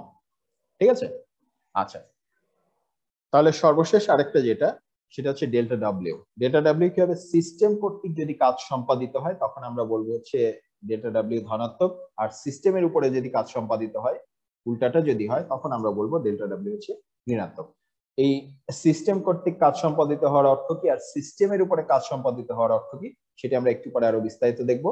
আমরা যদি খুব সংক্ষেপে বলি, সিস্টেমের দেখো সিস্টেমের অনেকগুলো তাপগতীয় স্থানাঙ্ক রয়েছে, চাপ রয়েছে, আয়তন রয়েছে এবং তাপমাত্রা রয়েছে। আমরা এই যে সিস্টেমের কাজ, যেটি সিস্টেমের কাজটি আমরা আসলে হিসাব করি হচ্ছে তার আয়তনের সাথে সম্পর্কিত। অর্থাৎ এই যে আমরা বেলুন যে ফোলাচ্ছি, অনেক সময় হয় না আমরা অনেক জোরে ফু দিয়েও বেলুনটি ফোলাতে পারি না, আর বেলুন যতক্ষণ তুমি না ফোলাচ্ছ ততক্ষণ তো তোমার কাজ হচ্ছে না। অর্থাৎ কাজ করতে চাইলে অবশ্যই তোমার আয়তন বৃদ্ধি করতে হবে। ঠিক আছে, তোমার যদি সিস্টেমের আয়তন যদি বৃদ্ধি পায়, এই যে গ্যাসের যে তুমি চাপ তাপমাত্রা ইত্যাদি বাড়াচ্ছ, তার কারণে যদি গ্যাসের আয়তন বৃদ্ধি পায় তখন আমরা বলবো হ্যাঁ সিস্টেম কাজ করছে, সিস্টেম কাজ করতে পেরেছে বা সিস্টেম কর্তৃক কাজ সম্পাদিত হয়েছে, তখন আমাদের ডেল্টা ডাব্লিউ হবে পজিটিভ। আর যদি উল্টাটা হয় যে সিস্টেম হচ্ছে আয়তন বাড়াতে তো পারেই নাই, উল্টা নিজেই আরো ছোট হয়ে গেছে, উল্টা সংকুচিত হয়ে গেছে, তখন আমরা বলবো হচ্ছে ডেল্টা ডাব্লিউ বা কাজের পরিমাণ ঋণাত্মক। অর্থাৎ সিস্টেমে যদি আমরা যদি সংক্ষেপে বলি, এক কথায় বলি, সিস্টেমের যদি আয়তন বৃদ্ধি করা যায়, সিস্টেম যদি আয়তন বাড়াতে পারে তখন কাজ হচ্ছে ধনাত্মক। আর যদি উল্টা হয়, সিস্টেম আয়তন তো বাড়াতে পারেই নেই, উল্টা আরো ভচকাই গেছে, উল্টা আরো চেপে ছোট হয়ে গেছে, সংকুচিত হয়ে গেছে, তখন হচ্ছে সিস্টেমের উপরে কাজ হয়েছে, অর্থাৎ তখন ডেল্টা ডাব্লিউ হচ্ছে ঋণাত্মক। ঠিক আছে, আচ্ছা তাহলে এবারে আমরা একটু পরের অংশ দেখে নেই। এই যে তাপগতিবিদ্যা যে প্রথম সূত্র আমরা একটু আগে দেখে আসলাম, এটির তাৎপর্য কি? এটির কি তাৎপর্য? এটির প্রধান তাৎপর্য হচ্ছে তাপের সঙ্গে কাজের একটি সম্পর্ক স্থাপন করা। দেখো এই সমীকরণের বাম পক্ষে আছে ডেল্টা কিউ অর্থাৎ তাপ, আর ডান পক্ষে যে দুটি অংশ আছে তার মধ্যে একটি হচ্ছে কাজ, অর্থাৎ তাপের সাথে কাজের যে সম্পর্ক আছে এই সমীকরণ কিন্তু সেটি নির্দেশ করে। এরপরে এটি হচ্ছে কোনো কিছু ব্যয় না করে কিন্তু কাজ বা শক্তি পাওয়া সম্ভব। দেখো আমাদের সমীকরণ শুরু হয়েছে কোত্থেকে? প্রথমত আমাদের সিস্টেমকে কিছু তাপ দিতে হবে, অর্থাৎ ডেল্টা কিউ পরিমাণ তাপ দিতে হবে, তারপরেই আমরা এখানে কাজ কিংবা শক্তি পেতে পারি। আর এই সূত্র অনুসারে কোন একটি নির্দিষ্ট পরিমাণ কাজ পেতে হলে অর্থাৎ অবশ্যই নির্দিষ্ট পরিমাণ তাপের প্রয়োজন। ঠিক আছে, তুমি যদি 5 জুল পরিমাণ তাপ শক্তি তুমি সরবরাহ করো, সেই 5 জুল তাপ শক্তি দিয়ে তুমি কিন্তু 10 জুল কাজ পেতে পারবে না। ঠিক আছে, তুমি যদি ভাত রান্না করতে যাও তোমাকে অবশ্যই চুলা জ্বালাতে হবে। তুমি যদি ভাতের পাতিলের নিচে একটা মোমবাতি জ্বালিয়ে রাখো, মোমবাতিও তাপ সরবরাহ করে, কিন্তু ভাতের জন্য যেই পরিমাণ তাপ প্রয়োজন সেটা কি মোমবাতি দিতে পারবে? দিতে পারবে না। সেটার জন্য হয়তো দিতে পারবে এই সারাদিন লেগে যাবে, ঠিক আছে। সেই কারণে নির্দিষ্ট পরিমাণ কাজ পেতে হলে অবশ্যই তোমাকে নির্দিষ্ট পরিমাণ তাপের সরবরাহ করতে হবে। ক্লিয়ার? আচ্ছা, এবারে আমরা হচ্ছে পরের অংশটা দেখি। এখানে কি বলা আছে, নির্দিষ্ট পরিমাণ তাপ পেতে হলেও নির্দিষ্ট পরিমাণ কাজ সম্পাদন করা প্রয়োজন, উল্টাটা। আচ্ছা, এরপরে হচ্ছে কোন ব্যবস্থায় প্রযুক্ত তাপ হচ্ছে সম্পাদিত কাজ এবং অভ্যন্তরীণ শক্তি যে পরিবর্তনের সমষ্টি তার সমান। এটি আসলে আমাদের প্রথম সূত্রে যে বিবরণ সেটি, অর্থাৎ এই যে প্রযুক্ত তাপ অর্থাৎ ডেল্টা কিউ হচ্ছে সম্পাদিত কাজ অর্থাৎ ডেল্টা ডব্লিউ প্লাস অভ্যন্তরীণ শক্তির পরিবর্তন অর্থাৎ ডেল্টা ইউ। অর্থাৎ আমরা হচ্ছে ডেল্টা ডব্লিউ এবং ডেল্টা ইউ কে সমষ্টি করলে, যোগ করলে মোট প্রযুক্ত তাপের পরিমাণ পাবো, ঠিক আছে। আর এখানে কি আছে, এখানে হচ্ছে কাজ এবং তাপ পরস্পরের সমতুল্য। অর্থাৎ দেখো এখানে কিন্তু বাম পক্ষে এক পাশে আমরা পাচ্ছি শক্তি, আরেক পাশে কিন্তু আমরা পাচ্ছি কাজ। অর্থাৎ কাজ এবং তাপ পরস্পর বিনিময়যোগ্য, কাজ থেকে তাপ হতে পারে অথবা তাপ থেকে কাজ পাওয়া যেতে পারে।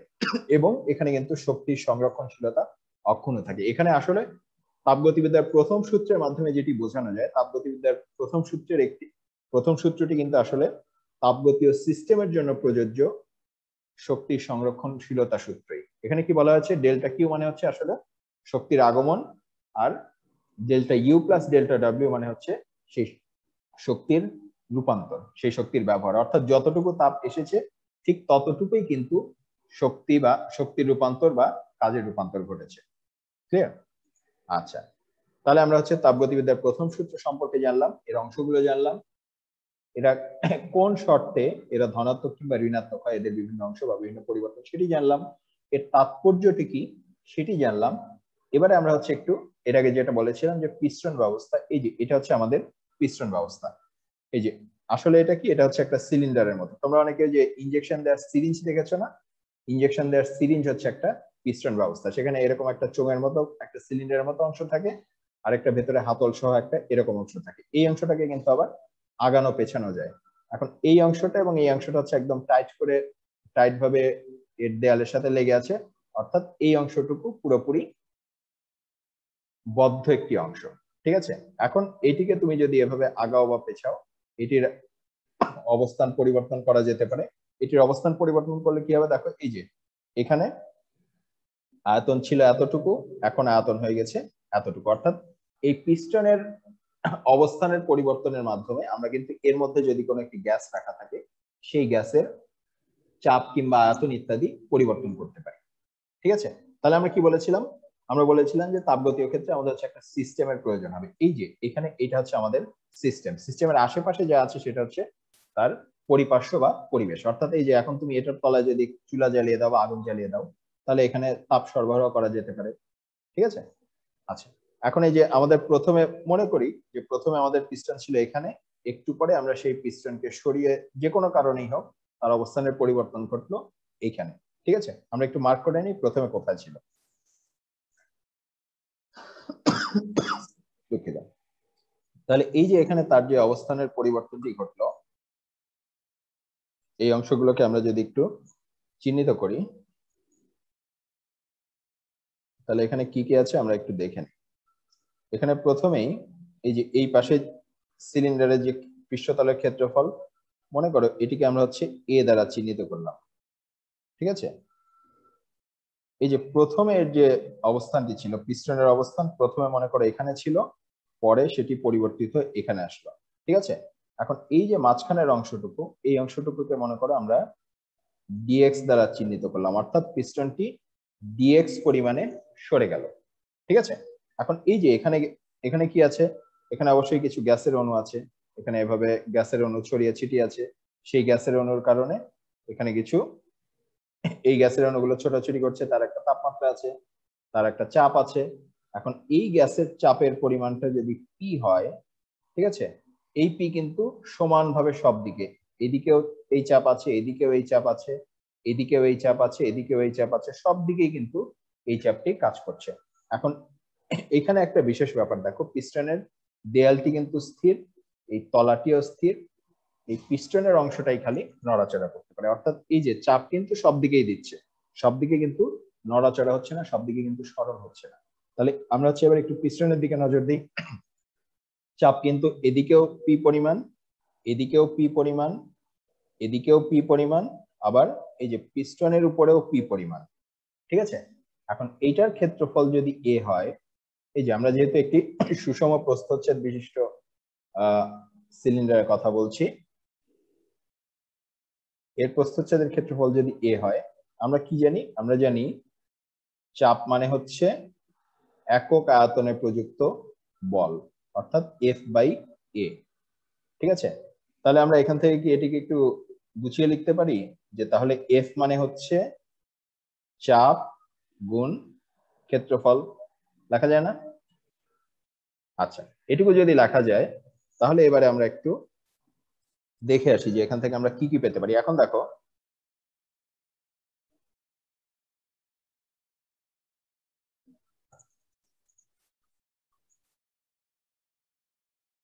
এখানে আমাদের পিস্টনটি যে পরিবর্তিত হলো, জায়গা পরিবর্তন করলো, তাহলে প্রথমে সে কোথায় ছিল? প্রথমে পিস্টনটি ছিল এই জায়গায়, অর্থাৎ এই পর্যন্ত তার যে আয়তন, ধরো এটাকে আমরা বললাম V1, আর পরিবর্তিত অবস্থায় তার যে আয়তন অর্থাৎ এটাকে ধরো আমরা বললাম V2, ঠিক আছে। আমরা হচ্ছে দুইটাকে আলাদা আলাদা নাম দিয়ে প্রকাশ করলাম। তাহলে এই অংশটা হচ্ছে একটা অংশ ছিল V1, একটা অংশ হয়ে গেল V2। তাহলে এই যে এই অংশটুকু, এইটুকু হচ্ছে এখন তার আয়তনের পরিবর্তন না? এই যে এইটুকু হচ্ছে তার আয়তন বৃদ্ধি পেল, অর্থাৎ এই অংশটুকু হচ্ছে তার আয়তনের পরিবর্তন, ঠিক আছে। এখন শুরুতে V1 ছিল, পরে V2 হয়েছে, অর্থাৎ এই অংশটুকুর যে পরিবর্তন, অর্থাৎ এটাকে যদি আমরা V দ্বারা প্রকাশ করি, V হবে হচ্ছে V2 মাইনাস V1, ঠিক আছে। ক্লিয়ার সব এই পর্যন্ত? আচ্ছা, তাহলে এবারে আমরা একটু দেখে নেই এই পর্যন্ত যদি ঠিক থাকে। এখন আমরা যদি খুব ক্ষুদ্র পরিমাণ কাজের কথা বলি,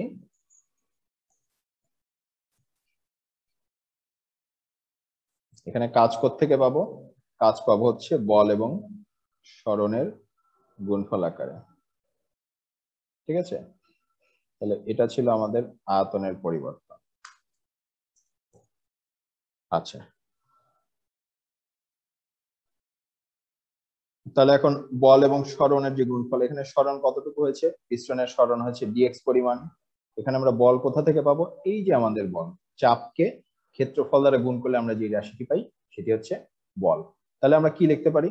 আমরা বলতে পারি ডিডব্লিউ সমান সমান, অর্থাৎ এখানে যতটুকু কাজ হয়েছে, কাজ সমান সমান বল ইন্টু সরণ, অর্থাৎ এই যে বল হচ্ছে এফ পরিমাণ, সরণ হয়েছে এই যে পিস্টন সরে আসছে ডিএক্স পরিমাণ, অর্থাৎ এফ ইন্টু ডিএক্স। এখন এফ এর মানকে আবার আমরা পি ইন্টু এ, অর্থাৎ চাপ ইন্টু আয়তন হিসাবে ইয়ে করেছি। এখন দেখো, এই যে চাপ ইন্টু আয়তন অর্থাৎ পি ইন্টু এ ইন্টু ডিএক্স, এখন এই যে আমরা এখানে এই অংশটুকু যে চিহ্নিত করেছিলাম, আমরা আবার একটু আলাদা করে দেখি। আমরা এখানে কি করেছিলাম? আমরা এইখানে একটা অংশ আলাদা করলাম না, যে আমাদের আয়তনের পরিবর্তন কতটুকু, এইটুকু হচ্ছে আমাদের আয়তনের পরিবর্তন, ঠিক আছে। এই যে এই অংশটুকু আমাদের নতুন আসলো, এই অংশটুকু আমাদের নতুন আসলো না? পিস্টনের আগের এবং পরের অংশ, এই যে এই অংশটুকু, ঠিক আছে। এখন এই অংশটুকু দেখো, এই অংশটুকু তো একটা সিলিন্ডার আকৃতি। এই সিলিন্ডার আকৃতির ক্ষেত্রে কিরকম অবস্থা?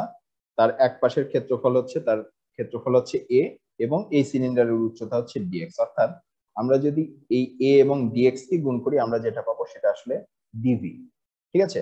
অর্থাৎ এই যে এ এবং ডিএক্স এর গুণফল, সেটিকে আমরা ডিভি হিসাবে লিখতে পারি। তাহলে আমরা কি পেলাম দেখো, আমরা শুরু করেছিলাম ডিডব্লিউ দিয়ে, আমরা পেলাম ডিডব্লিউ সমান সমান পিডিভি, ঠিক আছে। অর্থাৎ এখানে ডিভি সমান সমান হচ্ছে এডিএক্স, অর্থাৎ গ্যাসের আয়তনের এই যে পিস্টনের যে পিস্টন যতটুকু সরে আসলো, গ্যাসও কিন্তু ঠিক ততখানি আয়তনের প্রসারণ ঘটালো। আগে গ্যাস ছিল এই পর্যন্ত, এখন গ্যাস আছে এই পর্যন্ত, ঠিক আছে।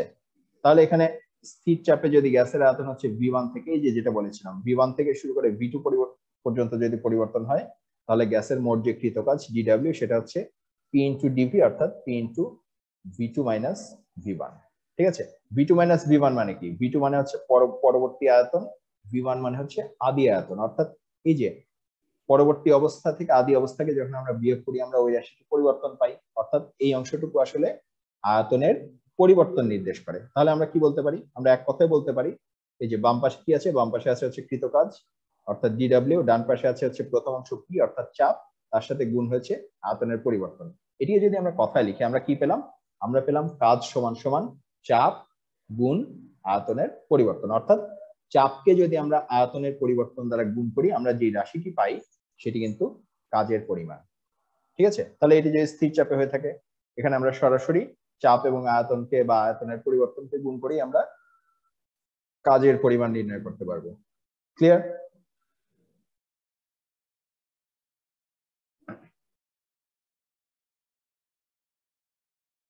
আচ্ছা, তাহলে আমরা একটু এর পরের অংশে চলে আসি। এই যে এখানে আমরা যে তাপগতীয় প্রক্রিয়ার কথা জানলাম এবং তাপগতীয় স্থানাঙ্কের কথা জানলাম, তাপগতীয় স্থানাঙ্কের মধ্যে দুটি বিশেষ স্থানাঙ্ক, একটি হচ্ছে চাপ এবং আরেকটি হচ্ছে আয়তন। এই দুটিকে ব্যবহার করে আমরা যে লেখচিত্র আঁকি সেই লেখচিত্রটিকে আমরা বলি হচ্ছে নির্দেশক চিত্র বা ইন্ডিকেটর ডায়াগ্রাম। ঠিক আছে, তাহলে কি হলো? কোন একটি তাপগতীয় প্রক্রিয়ায় কৃতকাজের পরিমাণ হচ্ছে একটু আগে আমরা দেখেছি যে কৃতকাজ হচ্ছে চাপ এবং আয়তনের সাথে সম্পর্কিত, এবং এটি খুব সহজেই পি এবং বি এর যে লেখচিত্র বা পিভি ডায়াগ্রাম বা নির্দেশক চিত্র সেটি দ্বারা নির্ণয় করা যায়। তাহলে আমরা কি করি? আমরা এক্স অক্ষে হচ্ছে আয়তন বসাই, ওয়াই অক্ষে চাপ বসাই। ঠিক আছে, তাহলে এই লেখচিত্রটির নাম হচ্ছে পিভি লেখচিত্র বা পিভি ডায়াগ্রাম। ঠিক আছে, এটির আরেক নাম হচ্ছে নির্দেশক চিত্র। এটির এক্স অক্ষে থাকে আয়তন বা ভি, আর ওয়াই অক্ষে বসানো হয় চাপ বা পি। ঠিক আছে, তাহলে আমরা একটি চিত্রটি দেখে নিই কেমন দেখা যায়। এই যে এটি হচ্ছে একটি পিভি ডায়াগ্রাম। কি হচ্ছে দেখো, এই যে এক্স অক্ষে কি বসানো হয়েছে? এক্স অক্ষে আয়তন ভি কে বসানো হয়েছে, ওয়াই অক্ষে চাপ পি কে বসানো হয়েছে। অর্থাৎ এই যে এই বরাবর আমরা হচ্ছে আয়তনের বিভিন্ন মান পাবো, এই বরাবর চাপের বিভিন্ন মান পাবো, আর এই যে এই রেখাটি হচ্ছে মূল রেখা, এটি হচ্ছে মূল পিভি লেখচিত্র। ঠিক আছে, এটির ডি এবং সি বিন্দুকে এখানে চিহ্নিত করা হয়েছে। তাহলে এখানে দেখো এই যে গ্যাসের পরিবর্তনটি হবে, এখানে যে কৃত কাজের পরিমাণ সেটি হচ্ছে এবিসিডি ক্ষেত্রের ক্ষেত্রফল থেকে আমরা পাবো। কি করে আমরা পাবো? আমরা এর আগে হচ্ছে কাজের রাশিমালা এভাবে নির্ণয় করেছি। দেখো একটু আগে আমরা কি বলেছিলাম? আমরা বলেছিলাম যে ডিডব্লিউ সমান সমান পি ইন্টু ডিবি। ঠিক আছে, এখন দেখো আমরা যদি এখানে খুব ছোট্ট একটা অংশ নিয়ে নেই, খুব ছোট্ট একটা অংশ কিরকম? মনে করো এখান থেকে খুবই ছোট্ট একটা অংশ আমরা আলাদা করে মার্ক করে নিলাম। ঠিক আছে, মনে করো আমরা এই বিন্দু থেকে এখান থেকে একটা লাইন টানলাম আর এখান থেকে একটা লাইন টানলাম, খুব ছোট্ট, খুব কাছাকাছি পরপর দুইটা লাইন। ঠিক আছে, আচ্ছা এখন এই যে আমরা লাইনটা টানলাম,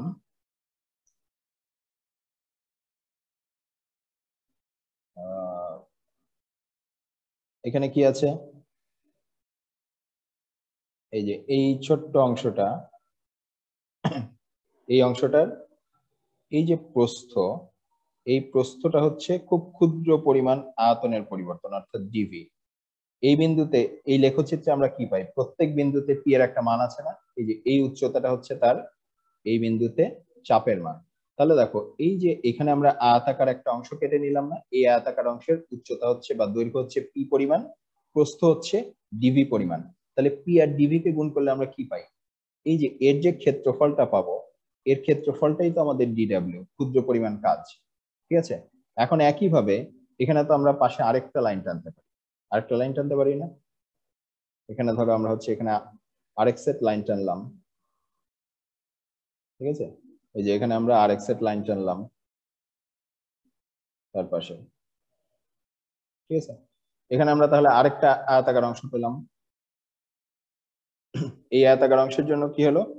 এই আয়তাকার অংশের জন্য আবার এই যে এইটুকু হচ্ছে এখানে, এটা হচ্ছে তার পি এর মান, আর এটার যে প্রস্থ সেটা হচ্ছে ডিভি পরিমাণ। তাহলে এখান থেকে আমরা আরেকটা ডিডব্লিউ পাবো বিভিন্ন অংশের জন্য। এখন এরকম এই পুরা জায়গাটাকে যদি আমরা এরকম অনেকগুলা ছোট ছোট ছোট ছোট অংশকে ছোট ছোট আয়তক্ষেত্রে ভাগ করি, আমরা অনেকগুলা ছোট ছোট ছোট ছোট ডিডব্লিউ পাবো। তাহলে এখান থেকে দেখো, এখান থেকে আমাদের যদি মোট কাজের পরিমাণ চাই, তাহলে আমাদের মোট কাজ মানে হচ্ছে এই ছোট ছোট কাজগুলোর যে যোগফল সেটা আমাদের মোট কাজ।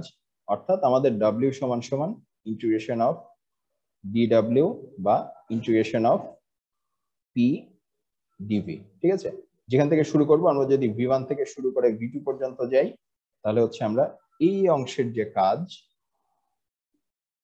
এই যে তখন হচ্ছে দেখো এই লেখচিত্রের নিচে যে পুরো অংশটা আছে, এই যে এখানকার যে ক্ষেত্রফল, এই ক্ষেত্রফল থেকে আমরা হচ্ছে এর কাজের পরিমাণ পাবো। ঠিক আছে,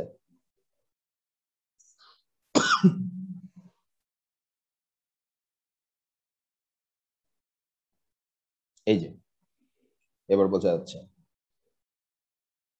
লেখচিত্রের নিচের যে অংশ, তার ক্ষেত্রফলটা যদি আমরা যে কোনো উপায় নির্ণয় করতে পারি, সেই ক্ষেত্রফলটাই কিন্তু আমাদের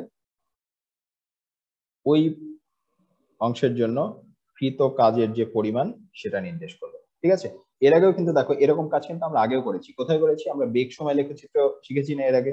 বেগ সময় লেখচিত্রের ঢাল থেকে আমরা যেমন ত্বরণ পাই, এবং বেগ সময় লেখচিত্রের এই যে নিচের যে ক্ষেত্রফল, সেই ক্ষেত্রফল থেকে কিন্তু এর আগে আমরা সরণের পরিমাণ নির্ণয় করেছি।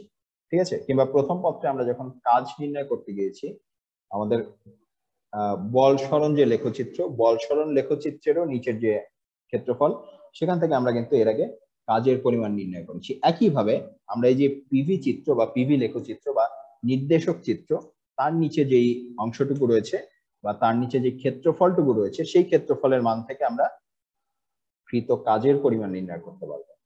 ঠিক আছে, আচ্ছা, তাহলে প্রিয় শিক্ষার্থীরা, আমরা হচ্ছে এখানে নির্দেশক চিত্র সম্পর্কে জানলাম, এবং এটাও জানলাম যে নির্দেশক চিত্রে অর্থাৎ পিভি চিত্রে এই লেখচিত্রের নিচের যে ক্ষেত্রফল, সেই ক্ষেত্রফল আসলে কাজের পরিমাণ নির্দেশ করে। ঠিক আছে,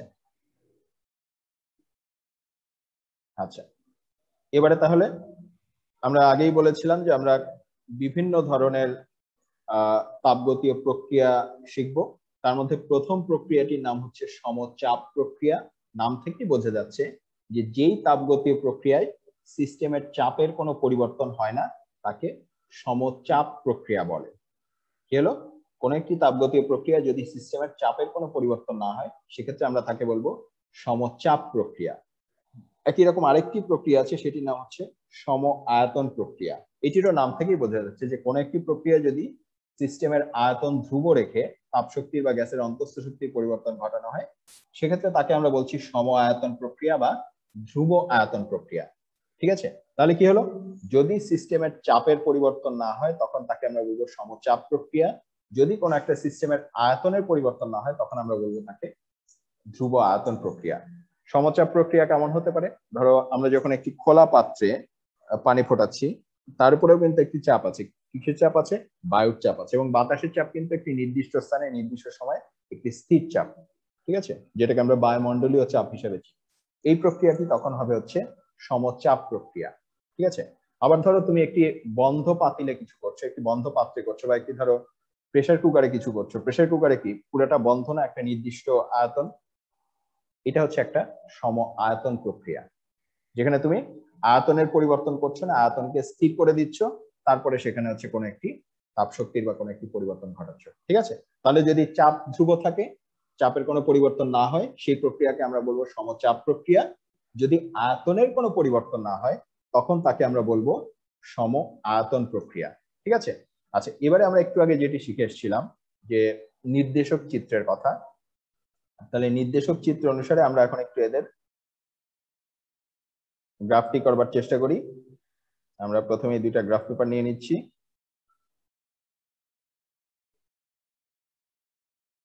আচ্ছা, প্রথমে আমরা যেটা দেখবো সেটা হচ্ছে সমচাপ প্রক্রিয়ার লেখচিত্রটা কেমন হবে। ঠিক আছে, এই যে সমচাপ প্রক্রিয়ার লেখচিত্রটা আমরা এই গ্রাফে আঁকার চেষ্টা করব। এখানে কি বলা হয়েছে?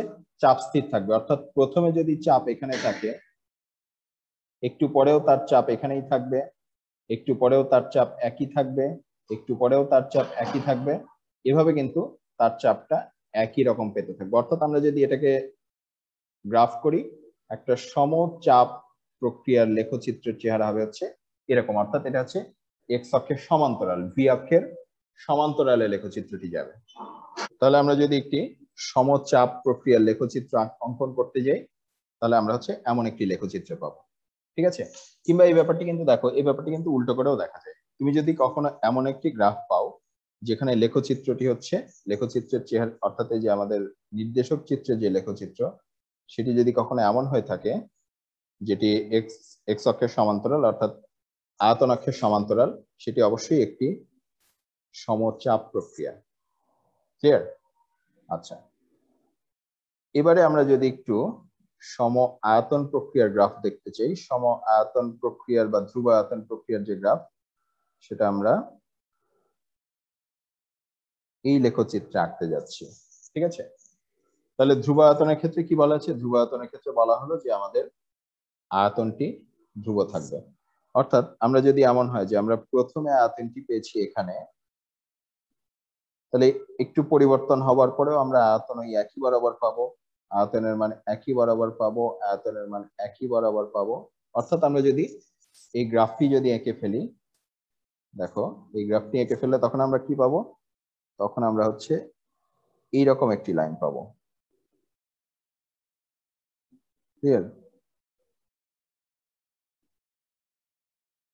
আচ্ছা, তাহলে আমরা কি পেলাম? যদি সম আয়তন প্রক্রিয়া হয়ে থাকে বা আইসোকোরিক প্রসেস হয়ে থাকে, সেক্ষেত্রে আমাদের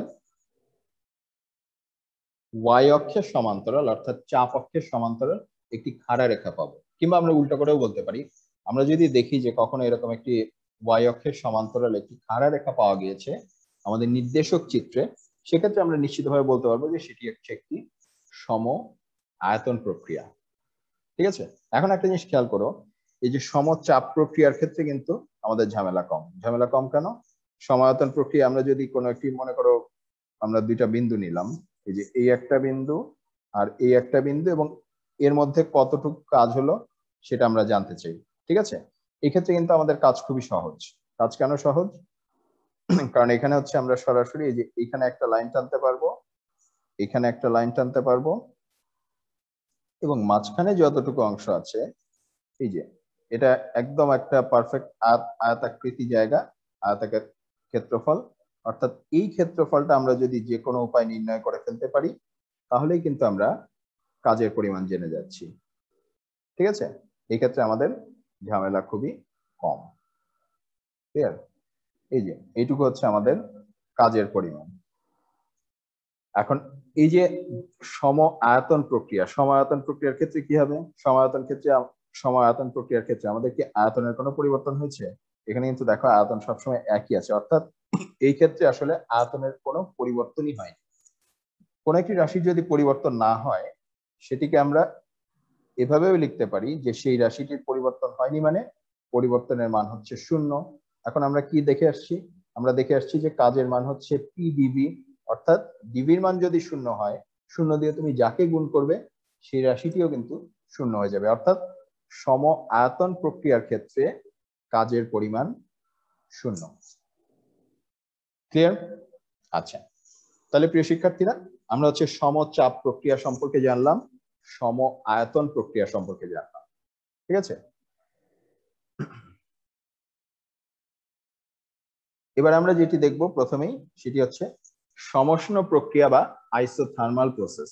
এখানে কি বলা হয়েছে? এখানে বলা হয়েছে যে পরিবর্তনে গ্যাসের তাপমাত্রা সর্বদা ধ্রুব থাকে, অর্থাৎ তুমি যদি এই শর্তে কোনো একটি পরিবর্তন ঘটাও যেখানে তাপমাত্রা ধ্রুব আছে, তখন তাকে আমরা বলছি সমষ্ণ পরিবর্তন। ঠিক আছে, এখানে কি হলো? যদি গ্যাসের তাপমাত্রা ধ্রুব থাকে তখন আমরা তাকে বলছি সমষ্ণ পরিবর্তন। ক্লিয়ার? আচ্ছা, তাহলে সমষ্ণ পরিবর্তনের কি কি শর্ত? সমষ্ণ পরিবর্তনের প্রথম যে শর্ত, গ্যাসকে অবশ্যই একটা তাপ সুপরিবাহী পাত্রে রাখতে হবে। তাপ সুপরিবাহী পাত্রে যদি না রাখো, তাহলে কিন্তু তাপমাত্রা ধ্রুব থাকার অর্থই হচ্ছে তাকে তাপ আদান প্রদানের সুযোগ দিতে হবে। ঠিক আছে, এই যে এরপরে হচ্ছে সিস্টেমের বা পাত্রের চারপাশের যে মাধ্যমের তাপগ্রাহিতা বা তাপ ধারণ ক্ষমতা উচ্চ হতে হবে, অর্থাৎ সিস্টেমের বাইরে যেটা আছে তাকে খুব সহজেই তাপ নিতে পারতে হবে। যদি সেটা না হয়, সেক্ষেত্রে কিন্তু তাপ শক্তি জমা হবে এবং তাপমাত্রা বেড়ে যাবে বা তাপমাত্রা কমে যাবে, তাপমাত্রা পরিবর্তন হবে। ঠিক আছে, আচ্ছা, এরপরে হচ্ছে চাপের পরিবর্তন ধীরে ধীরে সংঘটিত করতে হবে, হঠাৎ করে কিছু করা যাবে না। ঠিক আছে, আচ্ছা, এখন সমষ্ণ পরিবর্তনের শর্তগুলি আমরা দেখলাম। এবারে আসা হচ্ছে সমষ্ণ পরিবর্তনের যে বৈশিষ্ট্য, সেগুলি আমরা দেখে নেব। সমষ্ণ পরিবর্তনের বৈশিষ্ট্য কি কি? সমষ্ণ পরিবর্তনের প্রথম বৈশিষ্ট্য যেটি এখানে আছে, প্রয়োজনীয় তাপ গ্রহণ বা বর্জনের উপযোগী ব্যবস্থা রাখতে হবে। কেন? যাতে তাপমাত্রা স্থির থাকে। সমষ্ণ পরিবর্তনের বা যাকে ইংরেজিতে আইসোথার্মাল প্রসেস বলা হয়, তার প্রথম শর্তই হচ্ছে এখানে তাপমাত্রা ধ্রুব থাকতে হবে, তাপমাত্রা স্থির রাখতে হবে। এখন তাপমাত্রা স্থির কিভাবে থাকবে? যদি তোমার তাপ জমা না হয়, অর্থাৎ অতিরিক্ত তাপ আসলে সেটা বের করে দেওয়ার ব্যবস্থা করতে হবে, তাহলেই তাপমাত্রা স্থির থাকবে। যেমন আমাদের হচ্ছে একটা বন্ধ ঘরে অনেকক্ষণ ধরে যদি চুলা জ্বালে রেখে দাও, তোমার কিন্তু গরম লাগবে। কেন? কারণ তাপটা বের হয়ে যাওয়ার জায়গা নেই। কিন্তু তুমি যদি জানালা খুলে দাও, তাহলে দেখা যাবে বাতাসে তাপগুলো বের হয়ে যাচ্ছে, তখন কিন্তু তোমার আগের মতো গরম লাগবে না। ঠিক আছে? আচ্ছা, এরপরে এখন আসা যাক, এখানে হচ্ছে তাপমাত্রা স্থির রেখে কোনো গ্যাসের চাপ এবং আয়তনের পরিবর্তন হবে। ঠিক আছে? এখন আমাদের তাপগতীয় স্থানাঙ্ক আছেই তিনটি মাত্র রাশি, পি, ভি এবং টি। তার মধ্যে সমষ্ণ পরিবর্তনের প্রথম শর্ত হচ্ছে অবশ্যই পি কে স্থির রাখতে হবে। তাহলে পি কে স্থির রাখতে চাইলে বাকি যেগুলো আছে তাদের পরিবর্তন হতেই পারে। আচ্ছা, এইটা খুব গুরুত্বপূর্ণ একটা অংশ, গুরুত্বপূর্ণ একটা বৈশিষ্ট্য, যেটা একটা ধীর প্রক্রিয়া। অর্থাৎ কোন একটি প্রক্রিয়া যদি খুব ধীর হয়ে থাকে, খুবই সম্ভাবনা আছে সেটি একটি সমষ্ণ প্রক্রিয়া হওয়ার। ঠিক আছে? আচ্ছা, এই পরিবর্তনে গ্যাস হচ্ছে প্রয়োজন মতো তাপ গ্রহণ করে বা বর্জন করে, এমন ভাবে তাপ গ্রহণ এবং বর্জন হয় যাতে তাপমাত্রা একই থাকে। তাপমাত্রা একই রাখতে তার যে পরিমাণ তাপ গ্রহণ বা বর্জন করা প্রয়োজন, সেটা সিস্টেম করে নেয়। ঠিক আছে? আচ্ছা, আর এখানে হচ্ছে বয়েলের সূত্র বলে একটি সূত্র আছে।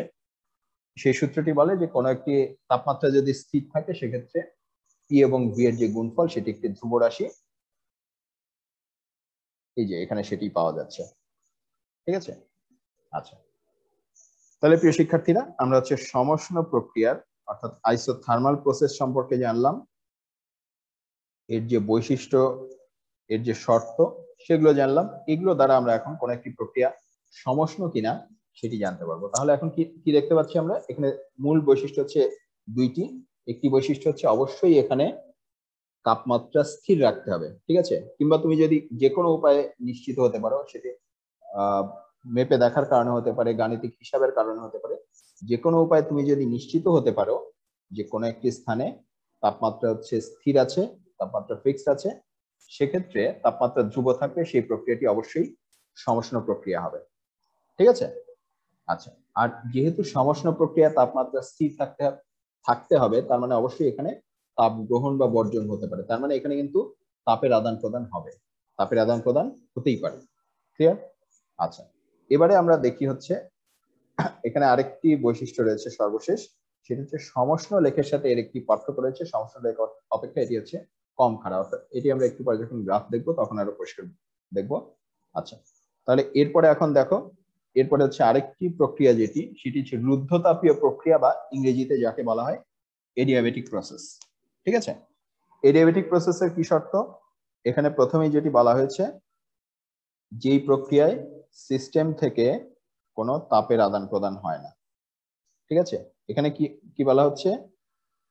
এখানে বলা হচ্ছে যে সিস্টেম থেকে তাপ বাইরেও যায় না, বা বাইরে থেকে তাপ সিস্টেমে আসেও না। তাপের আদান প্রদান এখানে নিষিদ্ধ। অর্থাৎ যে সিস্টেমে কোনো তাপের আদান প্রদান হয় না, সেটাকে আমরা বলবো রুদ্ধতাপীয় প্রক্রিয়া। ক্লিয়ার? আচ্ছা, তাহলে আগের মতোই আমরা হচ্ছে রুদ্ধতাপীয় প্রক্রিয়ার যে শর্ত এবং বৈশিষ্ট্য সেগুলো একটু দেখে নিই। রুদ্ধতাপীয় প্রক্রিয়ার কি শর্ত? প্রথম শর্ত হচ্ছে গ্যাসকে অবশ্যই তাপ উপরিবাহী পাত্রে রাখতে হবে। দেখো, এটা কিন্তু সমষ্ণ প্রক্রিয়া আমরা কিন্তু ঠিক উল্টাটা চেয়েছিলাম। সেখানে আমরা চেয়েছিলাম তাপটা যত তাড়াতাড়ি চলে যায় যাক, তাহলে আমার তাপমাত্রা ঠিক থাকবে। এখানে কিন্তু আমরা উল্টাটা চাচ্ছি। এখানে আমরা চাচ্ছি তাপটা কোনোভাবেই প্রবাহিত না হোক, সেই কারণে আমাদের প্রয়োজন হবে তাপ উপরিবাহী পাত্র রাখা। তাহলে আমরা যদি কখনো দেখি যে কোনো একটি সিস্টেম তাপ উপরিবাহী পাত্রে রাখা আছে, তাহলে আমরা বুঝতে পারবো যে সেটা আসলে একটা রুদ্ধতাপীয় প্রক্রিয়া। ঠিক আছে? এরপরে কি শর্ত? সিস্টেম বা পাত্রের চারপাশের যে মাধ্যম, সেখানকার তাপ গ্রহিতা বা তাপ ধারণ ক্ষমতাও কম হতে হবে। তাপ ধারণ ক্ষমতা বেশি হলেই সে কিন্তু তাপ নিয়ে সিস্টেমের যে তাপ সেটাকে পরিবর্তন করে দেবে। ঠিক আছে? আচ্ছা, এরপরে আরেকটা জিনিস, যে এখানে সমষ্ণ প্রক্রিয়ার ক্ষেত্রে আমাদের শর্ত ছিল যে তাপের পরিবর্তন খুব ধীরে ধীরে করতে হবে, যাতে তাপমাত্রা স্থির রাখা যায় এবং তাপের আদান প্রদান ঘটতে পারে। এখানে কিন্তু আমরা পুরোপুরি উল্টা শর্ত নিচ্ছি। এখানে কি হবে? এখানে হচ্ছে চাপের পরিবর্তন খুব দ্রুত করতে হবে, যাতে বাইরের সাথে তাপ আদান প্রদানের কোনো সুযোগ না থাকে। তাপ আদান প্রদান করতে কিন্তু একটু সময় লাগে। ঠিক আছে? এটা যদি খুব দ্রুত প্রসেস হয়, এটাও রুদ্ধতাপীয় প্রক্রিয়া চেনার একটা উপায়, যে কোনো একটি প্রক্রিয়া যদি খুব দ্রুত হয়, যেমন ধরো একটি বেলুন ফেটে গেল, একটি টায়ার ফেটে গেল, একটা জিনিসকে হঠাৎ করে তার আয়তন পরিবর্তন করা হলো, হঠাৎ করে যেই ঘটনাগুলি ঘটে, খুব দ্রুত যেই ঘটনাগুলি ঘটে, খুব অল্প সময়ের মধ্যে যেই ঘটনাগুলি ঘটে, সেগুলো সাধারণত রুদ্ধতাপীয় পরিবর্তন। আর যেই পরিবর্তন অনেকক্ষণ সময় নিয়ে ঘটে সেটা সাধারণত সমষ্ণ পরিবর্তন। ঠিক আছে। আচ্ছা, এখন হচ্ছে আমরা এর বৈশিষ্ট্যগুলো একটু দেখে আসি। প্রথমে কি বৈশিষ্ট্য হচ্ছে তাপের আদান প্রদান রোধ করে বা তাপের পরিমাণ স্থির রেখে গ্যাসের চাপ এবং আয়তনের পরিবর্তন করা হবে। কি হবে?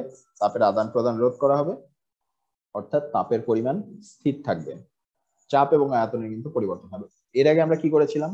সমষ্ণ প্রক্রিয়ায় কিন্তু আমরা তাপমাত্রা স্থির রাখতে চেয়েছিলাম, তাপের আদান প্রদানে বড় বাধা ছিল না। এবারে কিন্তু তাপের আদান প্রদান রোধ করাটাই আমাদের মূল টার্গেট। ঠিক আছে। অন্য সব রাশি কিন্তু পরিবর্তন হতে পারে। ঠিক আছে। আচ্ছা, এই পরিবর্তনে আরেকটা কি হয়? এই পরিবর্তনে তাপমাত্রার পরিবর্তন ঘটে। তুমি যেহেতু তাপের আদান প্রদান করতে দিচ্ছ না, সেক্ষেত্রে তাপের আদান প্রদান না করে যদি চাপ এবং আয়তনের পরিবর্তন করো, অবশ্যই তাপমাত্রার পরিবর্তন ঘটবে। অর্থাৎ কোন একটি পরিবর্তনে আমরা যদি তাপমাত্রার পরিবর্তন ঘটতে দেখি,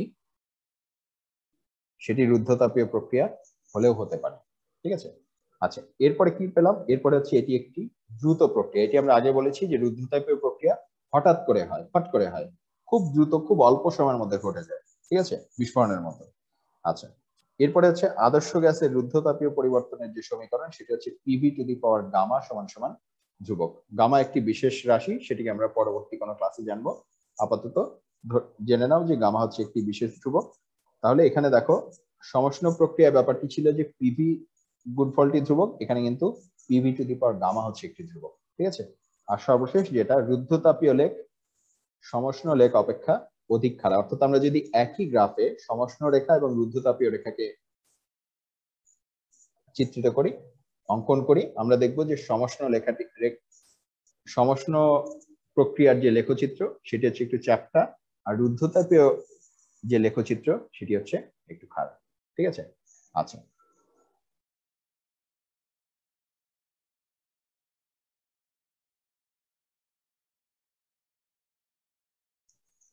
তাহলে দেখো, আমরা এতক্ষণ যেটি দেখলাম, আমরা কি দেখলাম? আমরা হচ্ছে আরো দুটি প্রক্রিয়া সম্পর্কে জানলাম। একটি হচ্ছে সমষ্ণ প্রক্রিয়া বা আইসোথার্মাল প্রসেস, আর আরেকটি হচ্ছে রুদ্ধতাপীয় প্রক্রিয়া বা এডিয়াবেটিক প্রসেস। তাহলে সমষ্ণ প্রক্রিয়া বা আইসোথার্মাল প্রসেস কোনটি? যেই পরিবর্তনে গ্যাসের তাপমাত্রা সর্বদা ধ্রুব থাকে তাকে আমরা বলছি সমষ্ণ পরিবর্তন। ঠিক আছে। যেই পরিবর্তনে গ্যাসের তাপমাত্রা ধ্রুব থাকে সেটা হচ্ছে সমষ্ণ পরিবর্তন। আর যেই প্রক্রিয়ায় সিস্টেম থেকে তাপ বাইরে যায় না বা বাইরে থেকে তাপ সিস্টেমে আসে না, সেটি হচ্ছে রুদ্ধতাপীয় প্রক্রিয়া। ঠিক আছে। তাহলে এই যে দুটি শর্ত, এদেরকে আমরা যদি একটু গাণিতিক আকারে লিখি, সমষ্ণ প্রক্রিয়ার শর্ত কি হলো? সমষ্ণ প্রক্রিয়া কি বলা হয়েছে? তাপমাত্রা সর্বত্র ধ্রুব থাকবে। এখন কোন একটি রাশির যদি মানের পরিবর্তন না হয়, কোন একটি রাশি যদি ধ্রুব থাকে, তার মানে তার পরিবর্তন হয়নি। ঠিক আছে। অর্থাৎ সমষ্ণ প্রক্রিয়ার শর্ত হচ্ছে এইটা, তাপমাত্রার পরিবর্তন সমান সমান 0। ঠিক আছে। আবার রুদ্ধতাপীয় প্রক্রিয়ার ক্ষেত্রে কি বলা হলো? রুদ্ধতাপীয় প্রক্রিয়ার ক্ষেত্রে বলা হলো যে ভেতর থেকে কোনো তাপ বাইরে যাবে না, বাইরে থেকে কোনো তাপ ভেতরে আসবে না, অর্থাৎ তাপের কোনো পরিবর্তন হবে না। তাহলে তাপের পরিবর্তনকে আমরা প্রকাশ করি ডিকিউ দ্বারা। তাহলে এই ক্ষেত্রে আমাদের শর্ত হচ্ছে ডিকিউ সমান সমান 0। ঠিক আছে। তাহলে যদি আমরা গাণিতিক ভাবে লিখি, সমষ্ণ প্রক্রিয়ায় অবশ্যই ডিটি সমান সমান 0, আর রুদ্ধতাপীয় প্রক্রিয়ায় অবশ্যই ডিকিউ সমান সমান 0, কিংবা উল্টাটাও হতে পারে। যদি আমরা যে কোনো উপায়, যদি আমরা লেখচিত্র থেকে বা উদ্দীপকের তথ্য থেকে অথবা হিসাব করে যে কোনো উপায় যদি আমরা নিশ্চিত হতে পারি যে ডিটি সমান সমান 0, আমরা চোখ বন্ধ করে বলে দিতে পারবো যে ওই প্রক্রিয়াটি অবশ্যই সমষ্ণ প্রক্রিয়া বা আইসোথার্মাল প্রসেস। আবার একইভাবে আমরা যদি যে কোনো উপায়, উদ্দীপক থেকে বা উদ্দীপকের তথ্য থেকে কিংবা হিসাব থেকে যে কোনো ভাবে আমরা যদি এটা খুঁজে পাই যে কোনো একটি প্রক্রিয়ায় ডিকিউ সমান সমান 0 হচ্ছে, তাহলে এই ডিকিউ সমান সমান 0 হওয়া মাত্র আমরা চোখ বন্ধ করে বলে দিতে পারবো ওই প্রক্রিয়াটি অবশ্যই একটি রুদ্ধতাপীয় প্রক্রিয়া বা এডিয়াবেটিক প্রসেস। ক্লিয়ার? আচ্ছা, তাহলে এটিকে যদি ক্লিয়ার হয়, তাহলে আমরা এবার একটু এই দুটি পদ্ধতির গ্রাফটি দেখে নিই। ঠিক আছে, আচ্ছা আমরা আগের মতোই দুইটা গ্রাফ পেপার নিলাম। এই দুই গ্রাফ পেপারে আমরা হচ্ছে এই দুই অংশের গ্রাফ করব। ঠিক আছে, আচ্ছা আমরা হচ্ছে এই সমষ্ণ প্রক্রিয়ার গ্রাফটি করব এই গ্রাফ পেপারে, আর রুদ্ধতাপীয় প্রক্রিয়ার গ্রাফটি করব এই গ্রাফ পেপারে। দেখো আমরা একটু আগে কি দেখে এসেছিলাম, আমরা বলে এসেছিলাম যে সমষ্ণ প্রক্রিয়ায় কি হয়, সমষ্ণ প্রক্রিয়ায় গ্যাসের তাপমাত্রা হচ্ছে ধ্রুব থাকে। তাপমাত্রা ধ্রুব থাকলেও অন্যান্য রাশি কিন্তু ঠিকই পরিবর্তন হয়। এবং এখানে কিন্তু আমরা আরেকটি কথা বলেছিলাম যে এই পরিবর্তনের ক্ষেত্রে পিভি সমান সমান একটা ধ্রুব রাশি, মনে আছে? আচ্ছা, তাহলে পিভি সমান সমান যদি ধ্রুব রাশি হয় তাহলে কি ঘটতে পারে?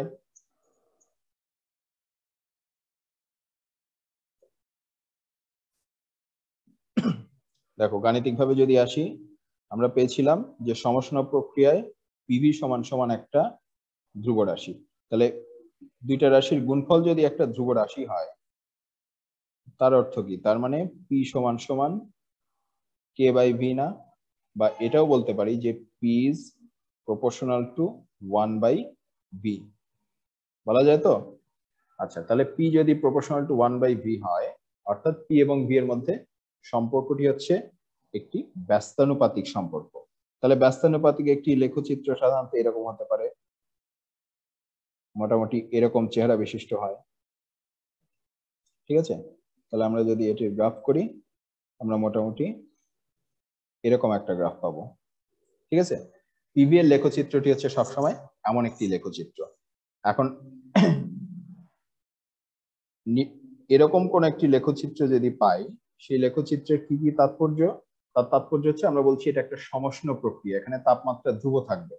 তার মানে এখানে যেই তাপমাত্রা, এই বিন্দুতে এসেও সেই একই তাপমাত্রা, এই বিন্দুতে এসেও একই তাপমাত্রা, এই বিন্দুতে এসে একই তাপমাত্রায়, এই পুরা লেখচিত্র বরাবর সব অংশে তার তাপমাত্রা কিন্তু একই থাকবে। অর্থাৎ আমরা যদি এরকম একটি পিভি লেখচিত্র পাই, যদি যে কোনো উপায় যদি আমাদের জানা থাকে যে এখানে তার তাপমাত্রা হচ্ছে ধরো 20 ডিগ্রি, তাহলে এখানেও তাপমাত্রা 20 ডিগ্রি, এখানেও 20 ডিগ্রি, এখানেও 20 ডিগ্রি, এই পুরা লেখচিত্রের প্রতিটি বিন্দুর তাপমাত্রা কিন্তু আমরা জেনে গেলাম। ঠিক আছে, আচ্ছা এখন একমাত্র এটাই যে একমাত্র সমষ্ণ প্রক্রিয়া লেখচিত্র তা কিন্তু না, আরো হতে পারে। এরকম আরেকটা লাইন আসতে পারে, এরকম আরেকটা লাইন আসতে পারে, এরকম আরেকটা লাইন আসতে পারে, এরকম অসংখ্য সমষ্ণ রেখা আঁকা যেতে পারে। এদের তফাৎ কি? এই যে এক একটা লাইন হচ্ছে এক এক তাপমাত্রার জন্য। মনে করো এটা 20 ডিগ্রির জন্য, এটা 30 ডিগ্রির জন্য, এটা 40 ডিগ্রির জন্য, এটা 50 ডিগ্রির জন্য, এরকম।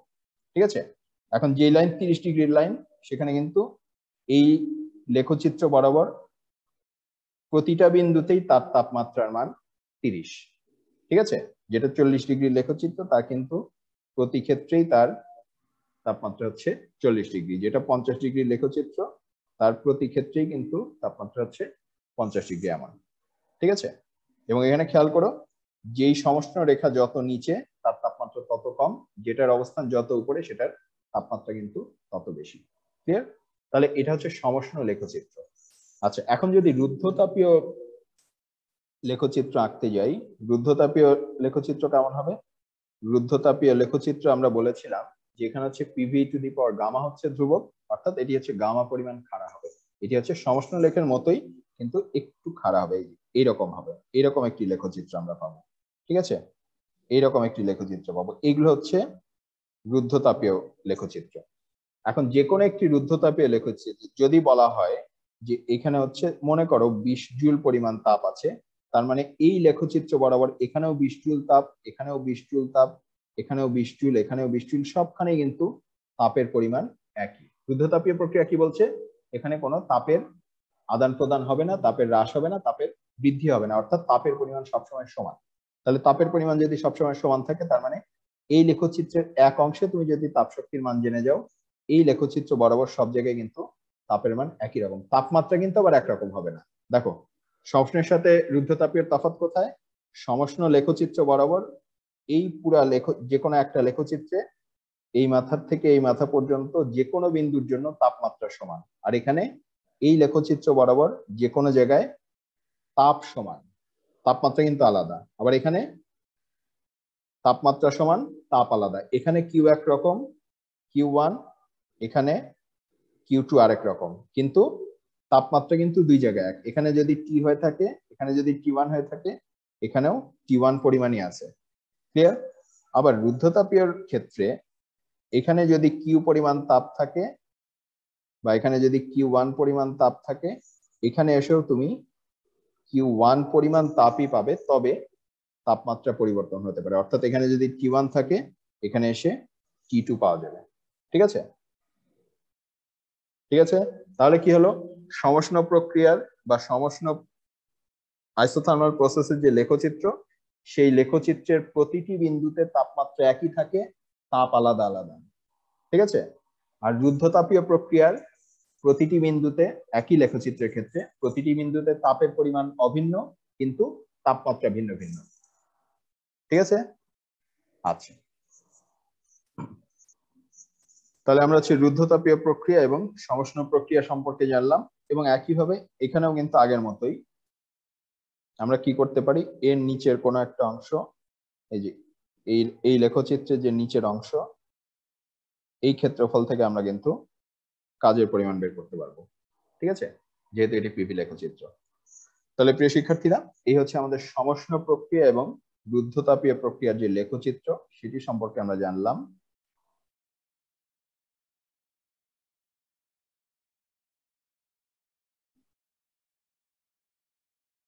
আচ্ছা, এই হচ্ছে আমাদের ভি অক্ষ,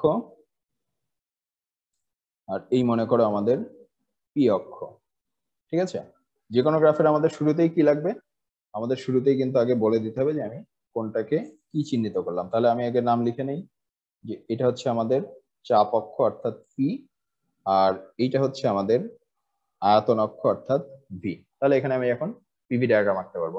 এখন দেখো, কোন একটা আমার পিভি লেখচিত্রের কোনো অংশ, একটা লেখচিত্রে বিভিন্ন রকম অংশ থাকতে পারে। ধরো এরকম অংশ থাকতে পারে, এরকম অংশ থাকতে পারে, এরকম অংশ থাকতে পারে। ঠিক আছে, এখন এতক্ষণ আমরা ক্লাসে যা শিখে আসলাম, সেটা থেকে আমরা কি কি শিখলাম, যদি কোনো লেখচিত্রের এরকম কোনো একটা অংশ থাকে, অর্থাৎ খাড়া অংশ উঠে যায়, তার অর্থ এটা হচ্ছে আসলে একটা, এখানে আয়তনের কোনো পরিবর্তন নাই, অর্থাৎ এটা হচ্ছে একটা সমচাপ অংশ, সরি সম আয়তন অংশ। আবার যদি কখনো লেখচিত্রটা এইরকম এক্স অক্ষের সমান্তরাল চলে যায়, তার মানে এখানে চাপের কোনো পরিবর্তন হয়নি, তখন এই অংশটুকু হচ্ছে সম চাপ অংশ। ঠিক আছে, আর এরকম যদি তেরা বেঁকা হয়, এটার আবার দুই রকম হতে পারে, এটা ঠিক, এরকমও হতে পারে, এরকমও হতে পারে। ঠিক আছে, একই বিন্দুতে যদি আমরা এরকম তেরা বেঁকা দুইটা লাইন পাই, তাহলে যেটা কম খাড়া এটা হবে হচ্ছে সমষ্ণ রেখা, আর যেটা বেশি খাড়া সেটা হবে রুদ্ধতাপ রেখা। ঠিক আছে, তাহলে সমষ্ণ রেখার ক্ষেত্রে কি হবে, সমষ্ণ রেখার ক্ষেত্রে এই মাথায় যদি টি থাকে, এই মাথায় টি থাকবে। রুদ্ধতাপ রেখার ক্ষেত্রে এই মাথায় যদি কিউ পরিমাণ তাপ থাকে, এখানেও কিউ পরিমাণ তাপই থাকবে। কোথাও যদি এরা ছেদ করে তাহলে আমাদের খুব মজা হয়। তাহলে দেখো, সেখান থেকে আমরা এই বিন্দুর কিউ এবং টি দুইটাই কিন্তু জানতে পারি। ঠিক আছে, তাহলে কোন একই গ্রাফে যদি একই বিন্দুতে ছেদ করেছে এরকম দুইটা রেখা যদি আমরা পাই, যেটা বেশি খাড়া সেটা হচ্ছে রুদ্ধতাপীয়, যেটা কম খাড়া বা যেটা চ্যাপ্টা সেটা হচ্ছে আমাদের সমষ্ণ রেখা। ঠিক আছে, এটা একটা পয়েন্ট। আরেকটা পয়েন্ট কি, আরেকটা পয়েন্ট হচ্ছে যে এই যে যদি তাপ এরকম একটা এরকম একটা রেখার দুই প্রান্তে বা একাধিক অংশে যদি তাপমাত্রা একই থাকে, তাহলে আমরা নিশ্চিত হব সেটা হচ্ছে সমষ্ণ রেখা। যদি তাপমাত্রা একই না থাকে, তার অর্থ সেটা রুদ্ধতাপীয় রেখা হবার সম্ভাবনা আছে। আবার একইভাবে এরকম একটা রেখার দুই প্রান্তে যদি আমরা তাপের পরিমাণ একই বলে নিশ্চিত হতে পারি, তখন আমরা শিওর হয়ে যাব যে সেটা অবশ্যই রুদ্ধতাপীয় রেখা। ঠিক আছে, কিন্তু রুদ্ধতাপীয় রেখার কিন্তু এই বিন্দুতে এবং এই বিন্দুতে তাপমাত্রা ভিন্ন ভিন্ন হবে। ক্লিয়ার? আচ্ছা, সমচাপ প্রক্রিয়াটা কেমন হতে পারে আমরা এতক্ষণ দেখে ফেলেছি।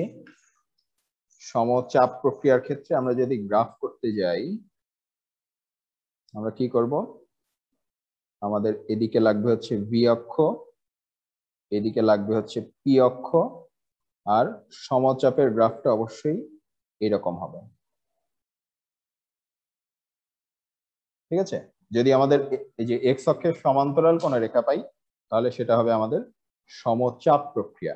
ঠিক আছে, দেখো সমচাপ প্রক্রিয়ার ক্ষেত্রে আমাদের চাপ ধ্রুব থাকছে, অর্থাৎ ডিপি সমান সমান 0 হচ্ছে।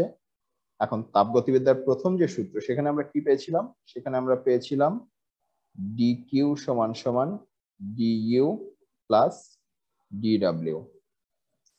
এখন দেখো চাপের সঙ্গে কিন্তু এদের কোনোটারই কোনো সম্পর্ক নাই, অর্থাৎ সমচাপ প্রক্রিয়ায় তাপের আদান প্রদানও হতে পারে, অন্তঃস্থ শক্তির পরিবর্তনও হতে পারে, কাজ সম্পাদনও হতে পারে, তিনটাই সম্ভব।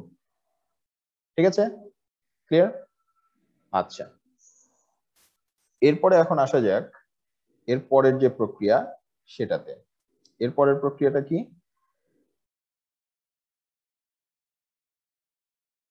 এরপরের প্রক্রিয়াটা হচ্ছে সম আয়তন প্রক্রিয়া। তাহলে সম আয়তন প্রক্রিয়া কেমন? সম আয়তন প্রক্রিয়া আমরা যদি একটু গ্রাফ করে দেখতে চাই, আগের মতোই আমরা একটা লেখচিত্র আঁকবো, যার এদিকে থাকবে ভি, এদিকে থাকবে পি, কিন্তু সম আয়তনের গ্রাফটা কিন্তু এবার এইরকম ভাবে খাড়া হয়ে যাবে। ঠিক আছে, তাহলে যদি এক্স অক্ষের সমান্তরালে কোনো গ্রাফ পাই, সরি ওয়াই অক্ষের সমান্তরাল কোনো গ্রাফ পাই, তখন সেটাকে আমরা বলবো সম আয়তন প্রক্রিয়া। সম আয়তন প্রক্রিয়া কি হচ্ছে দেখো, সম আয়তন প্রক্রিয়ার ক্ষেত্রে ডিভি সমান সমান 0, এই যে ভি এর কোনো পরিবর্তন নাই। এখন ভি এর যদি কোনো পরিবর্তন না থাকে তার মানে পিডিভি সমান সমানও 0। এখন পিডিভি মানে কি? পিডিভি মানে হচ্ছে কাজের পরিমাণ, তাহলে ডিডব্লিউ সমান সমান 0। এখন এই যে তাপগতিবিদ্যার যে প্রথম সূত্র সেখানে কি আছে? সেখানে আছে ডিকিউ সমান সমান ডিইউ প্লাস ডিডব্লিউ। তাহলে ডিডব্লিউ এর মান যদি 0 হয় বাকি থাকে কি? বাকি থাকে ডিকিউ, এটা সমান সমান ডিইউ। ঠিক আছে, এটা কখন?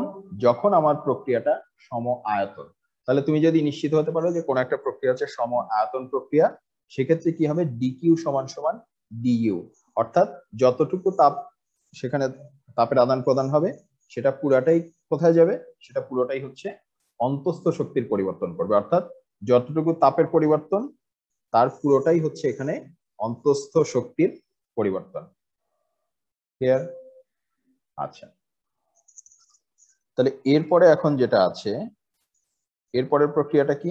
এরপরের প্রক্রিয়াটা হচ্ছে সমষ্ণ প্রক্রিয়া। সমষ্ণ প্রক্রিয়া আমরা কি বলেছিলাম? সমষ্ণ প্রক্রিয়ার লেখচিত্রের চেহারা ছিল এরকম। এই হচ্ছে আমাদের ভি, এদিকে হচ্ছে আমাদের পি, আর আমাদের লেখচিত্র হচ্ছে এরকম। এবং আমাদের শর্ত কি? শর্ত হচ্ছে এর প্রতি অংশে, এই বিন্দুতে হোক বা এই বিন্দুতে হোক, সব জায়গায় এখানের তাপমাত্রা যদি কি হয়, এখানকার তাপমাত্রাও একই। ঠিক আছে, অর্থাৎ এই ক্ষেত্রে আমাদের তাপমাত্রার পরিবর্তন ডিটি সমান সমান 0। এখন ডিটি যদি 0 হয়, আমরা যখন অন্তঃস্থ শক্তি সম্পর্কে জেনেছিলাম, আমরা জেনেছিলাম যে অন্তঃস্থ শক্তির বিভিন্ন রকম পরিমাপের একটা হচ্ছে তাপমাত্রার পরিবর্তন, অর্থাৎ তাপমাত্রার পরিবর্তন হলেই অন্তঃস্থ শক্তিরও পরিবর্তন ঘটে। এখন তাপমাত্রারই যদি পরিবর্তন না ঘটে, তার অর্থ অন্তঃস্থ শক্তিরও পরিবর্তন নেই, দ্যাট ইজ ডিউ সমান সমান 0। এখন ডিউ সমান সমান যদি 0 হয়, তাপগতিবিদ্যার প্রথম সূত্রে কি বলা হয়েছিল?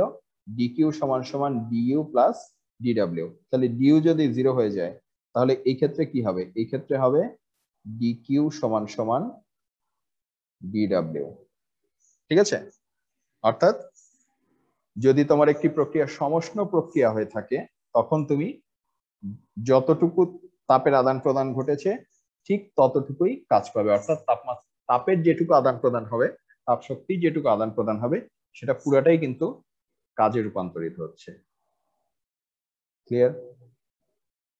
আচ্ছা, এরপরে এখন আরেকটা প্রক্রিয়া আমরা এখানে পাচ্ছি, সেই প্রক্রিয়াটার নাম হচ্ছে রুদ্ধতাপীয় প্রক্রিয়া।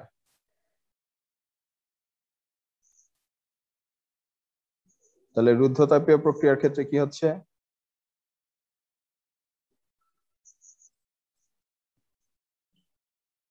রুদ্ধতাপীয় প্রক্রিয়ার লেখচিত্রটা আগের মতোই, এদিকে হচ্ছে ভি, এদিকে হচ্ছে পি। আমরা কি বলেছিলাম? আমরা বলেছিলাম সমষ্ণর চাইতে রুদ্ধতাপীয় প্রক্রিয়ার একটু খাড়া হবে, অর্থাৎ এটার গ্রাফটা হবে একটু এরকম। ঠিক আছে। আচ্ছা, এই ক্ষেত্রে আমরা কি বলেছি? আমরা এটাও বলেছি যে রুদ্ধতাপীয় প্রক্রিয়ার ক্ষেত্রে তাপের কোনো আদান প্রদান হবে না, অর্থাৎ তাপের কোনো পরিবর্তনই হবে না। যে রাশির পরিবর্তন হয় না তার মান হচ্ছে 0, অর্থাৎ এই ক্ষেত্রে ডিকিউ সমান সমান 0। এখন আবার আমরা তাপগতিকতার প্রথম সূত্র দেখি। প্রথম সূত্রে কি বলেছিল? প্রথম সূত্র অনুসারে ডিকিউ সমান সমান ডিইউ প্লাস ডিডব্লিউ। এখন ডিকিউ যদি 0 হয়ে যায় তার মানে সমীকরণের বাম পক্ষ 0, দ্যাট ইজ 0 সমান সমান ডিইউ প্লাস ডিডব্লিউ। কিংবা এটাকে যদি আমরা একটু গুছিয়ে লিখি আমরা কি পাবো? আমরা পাবো ডিডব্লিউ সমান সমান মাইনাস ডিইউ। দেখো এখানে কিন্তু একটা নেগেটিভ আছে, অর্থাৎ এখানে এখানে কি হবে? এখানে যেহেতু কোনো তাপের আদান প্রদান হচ্ছে না, এখানে অবশ্যই আমার অন্তঃস্থ শক্তিকে ব্যবহার করে কাজ হবে। এবং দেখো একটা ধনাত্মক আর একটা কিন্তু ঋণাত্মক, অর্থাৎ অন্তঃস্থ যদি কাজ করতে হয়, রুদ্ধতাপীয় প্রক্রিয়া যদি কোনো কাজ হয়, সেক্ষেত্রে কাজ ধনাত্মক হতে চাইলে অবশ্যই অন্তঃস্থ শক্তি ঋণাত্মক হবে, অর্থাৎ অন্তঃস্থ শক্তি কমে যাবে এবং অন্তঃস্থ শক্তি যতটুকু কমে যাবে ঠিক ততটুকু পরিমাণ কাজ হবে। ঠিক আছে। বা উল্টাটা হতে পারে, যদি ঋণাত্মক কাজ হয় তাহলে যতটুকু ঋণাত্মক কাজ হবে ঠিক ততটুকু পরিমাণে কিন্তু অন্তঃস্থ শক্তির বৃদ্ধি হবে। ক্লিয়ার? আচ্ছা, তাহলে এখানে আরেকটা জিনিস খেয়াল করো, সমষ্ণ প্রক্রিয়ার বৈশিষ্ট্য কি ছিল? সমষ্ণ প্রক্রিয়ার বৈশিষ্ট্য ছিল যে সবখানে তাপমাত্রা একই। রুদ্ধতাপীয় প্রক্রিয়ার ক্ষেত্রে কিন্তু এটি খাটছে না। এটির ক্ষেত্রে এই গ্রাফের এক বিন্দুতে যদি তাপমাত্রা T1 হয়, গ্রাফের আরেক বিন্দুতে অবশ্যই তাপমাত্রা হচ্ছে T2। ঠিক আছে। তাহলে দেখো আমরা একটি গ্রাফ থেকে কি করে বুঝতে পারবো? আমরা যদি দেখি একটি গ্রাফ হচ্ছে এই অক্ষের সমান্তরাল হয়ে গেছে, অর্থাৎ তার চাপের কোনো পরিবর্তন নাই, তখন আমরা নিশ্চিত হয়ে যাব যে সেটি হচ্ছে একটি সমচাপ প্রক্রিয়া। ঠিক আছে। যদি সমচাপ প্রক্রিয়া হয় তখন ডিপি সমান সমান 0, অর্থাৎ সেখানে সবগুলো অংশই হতে পারে, সেখানে ডিকিউ সমান সমান ডিইউ প্লাস ডিডব্লিউ। এরপরে যদি আমরা দেখি যে একটি গ্রাফের কোনো অংশ হচ্ছে এরকম খাড়া হয়ে গেছে, অর্থাৎ ওয়াই অক্ষের সমান্তরালে চলে এসেছে, অর্থাৎ এখানে দেখো ভি এর কোনো পরিবর্তন হচ্ছে না, তখন আমরা বুঝতে পারবো যে ওই পরিবর্তনটুকু হচ্ছে সম আয়তন প্রক্রিয়া। সম আয়তন প্রক্রিয়া কি হচ্ছে?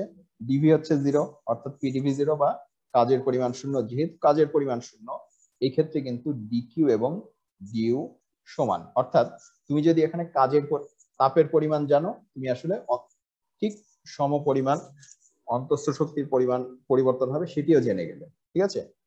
এখানে যে কোনো একটি জানলেই কিন্তু আরেকটি জানা হয়ে যাচ্ছে, কারণ এরা সমান। এরপরে কি হচ্ছে? সমষ্ণ প্রক্রিয়া। সমষ্ণ প্রক্রিয়া কখন? যখন তাপমাত্রা হচ্ছে তাপমাত্রার কোনো পরিবর্তন হয় না। তাপমাত্রার পরিবর্তন না হওয়ার অর্থ হচ্ছে অন্তঃস্থ শক্তির কোনো পরিবর্তন হচ্ছে না। অন্তঃস্থ শক্তির পরিবর্তন হচ্ছে না তার অর্থ হচ্ছে যতটুকু তাপ এসছে তার পুরাটাই কিন্তু কাজে রূপান্তরিত হচ্ছে। এখানেও একই অবস্থা। তো তুমি যদি নিশ্চিত হতে পারো যে কোন একটি পদ্ধতি হচ্ছে সমষ্ণ প্রক্রিয়া, তার অর্থ সেখানে সরবরাহকৃত কাজের পরিমাণ, সরবরাহকৃত তাপের পরিমাণ আর কাজের পরিমাণ কিন্তু একই। তুমি যদি এটা বের করতে পারো, তোমার তোমার পক্ষে যদি যে কোনো হিসাব করেই হোক বা যে কোনো উপায় হোক, যদি তোমার পক্ষে ডিডব্লিউ বের করা সম্ভব হয়, তার অর্থ তুমি আসলে এখানে তাপের পরিমাণ জানো। কিংবা তোমার পক্ষে যদি তাপ হিসাব করা সম্ভব হয়, তার অর্থ তুমি আসলে কাজের পরিমাণ জানো। ক্লিয়ার? আচ্ছা, সর্বশেষটি হচ্ছে রুদ্ধতাপীয় প্রক্রিয়া। রুদ্ধতাপীয় প্রক্রিয়া কি হচ্ছে? রুদ্ধতাপীয় প্রক্রিয়ার ক্ষেত্রে সংজ্ঞা অনুসারেই বা তার শর্ত অনুসারে তাপের কোনো আদান প্রদান হচ্ছে না। যেহেতু তাপের আদান প্রদান হচ্ছে না, সে কারণে এই যে তাপগতিবিদ্যার যে প্রথম সূত্র, সেখানে ডিকিউ এর মানটি 0 হয়ে যাচ্ছে। ডিকিউ এর মান 0 হয়ে গেলে গাণিতিকভাবে আমরা পাচ্ছি ডিডব্লিউ সমান সমান মাইনাস ডিইউ, অর্থাৎ এখানে শুধুমাত্র অন্তঃস্থ শক্তি ভাঙিয়ে কাজ হচ্ছে। অন্তঃস্থ শক্তি কমে গেলে সেই পরিমাণ কাজ সম্পন্ন হবে, অথবা অন্তঃস্থ শক্তি বৃদ্ধি পেলে সেই পরিমাণ ঋণাত্মক কাজ সম্পন্ন। এবং এখানে এই দুটা গ্রাফের মধ্যে আরেকটা জিনিস খুবই গুরুত্বপূর্ণ, যে সমষ্ণ প্রক্রিয়ায় একই গ্রাফের একই লেখচিত্রের বিভিন্ন অংশের কিন্তু তাপমাত্রা একই। ঠিক আছে। আর যদি প্রক্রিয়াটি রুদ্ধতাপীয় হয়, সেক্ষেত্রে ভিন্ন ভিন্ন বিন্দুতে তার তাপমাত্রার মান কিন্তু ভিন্ন ভিন্ন। ঠিক আছে। তাহলে আমরা উল্টা করে বলতে পারি, যদি আমরা টের পাই যে এরকম কোন একটি গ্রাফের সব অংশের তাপমাত্রা একই, তাহলে আমরা চোখ বন্ধ করে বলে দিতে পারবো ওটা হচ্ছে সমষ্ণ প্রক্রিয়া। আর যদি রুদ্ধতাপীয় প্রক্রিয়া হয় তাহলে আমরা চোখ বন্ধ করে বলে দিতে পারবো যে তার ভিন্ন ভিন্ন বিন্দুতে তার তাপমাত্রাটি ভিন্ন ভিন্ন হবে। ক্লিয়ার? আচ্ছা,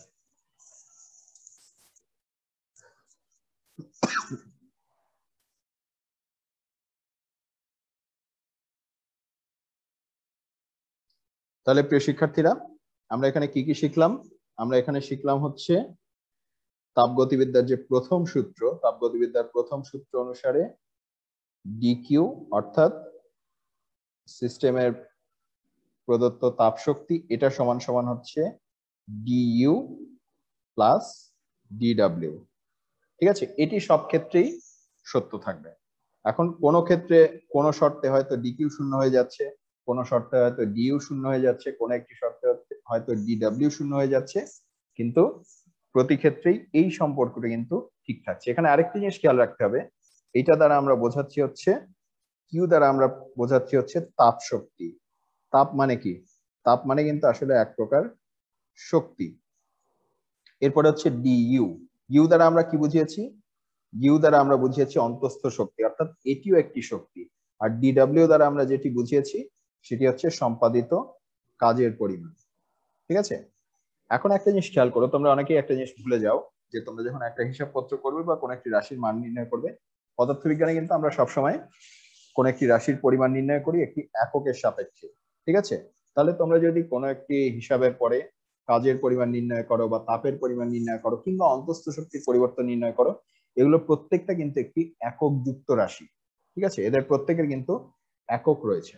অর্থাৎ আমরা যদি তাপ শক্তি বের করতে যাই, শক্তির একক হচ্ছে জুল, কাজের এককও হচ্ছে জুল। অর্থাৎ আমরা যদি এই গ্রাফ থেকে যদি সবকিছু এসআই এককে দেওয়া থাকে, যদি আমাদের ভলিউম যদি মিটার কিউবে দেওয়া থাকে এবং প্রেসার যদি প্যাসকেলে দেওয়া থাকে, সেক্ষেত্রে এখান থেকে আমরা যে কাজের পরিমাণটা পাবো, এই যে এখান থেকে আমরা যে কাজের পরিমাণটা পাবো সেটা অবশ্যই আমরা জুল এককে পাবো। ঠিক আছে, অনেক সময় তোমাদের কিন্তু একক অ্যাভয়েড করার কারণে বা একক লিখতে ভুলে যাওয়ার কারণে তোমাদের কিন্তু হিসাবটি অনেক সময় সম্পূর্ণ হয় না, বা তোমাদের অনেক সময় এই ভুলের কারণে তোমাদের কিন্তু নম্বর কাটা যেতে পারে। ঠিক আছে,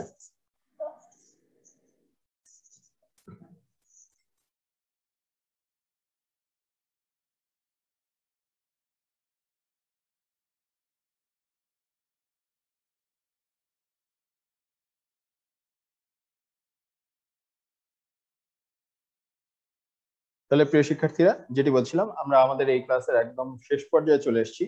এবারে আমরা যেটি একটু দেখে নেবো এক নজরে, যে আমরা এই যে পদার্থবিজ্ঞান বিষয়ক যে দ্বিতীয় অ্যাসাইনমেন্ট দেওয়া হয়েছে তোমাদের জন্য শিক্ষা মন্ত্রণালয় এবং মাধ্যমিক ও উচ্চ শিক্ষা অধিদপ্তর কর্তৃক প্রদত্ত যে নোটিশে, সেখানে তোমাদের যে অ্যাসাইনমেন্টটি তার বিষয়বস্তুটি আমরা একটু দেখে নেব। এই যে এখানে কি বলা আছে, এখানে বলা আছে যে শক্তি রূপান্তর সবসময় তাপ উৎপন্ন হয় এবং একটি নির্দিষ্ট ভরের গ্যাসকে, যেটি আদর্শ গ্যাস নাও হতে পারে, তাকে একটি ঘর্ষণবিহীন পিস্টন বিশিষ্ট তাপ সুপরিবাহী ধাতব পাত্রের মাঝে আবদ্ধ করা হলো।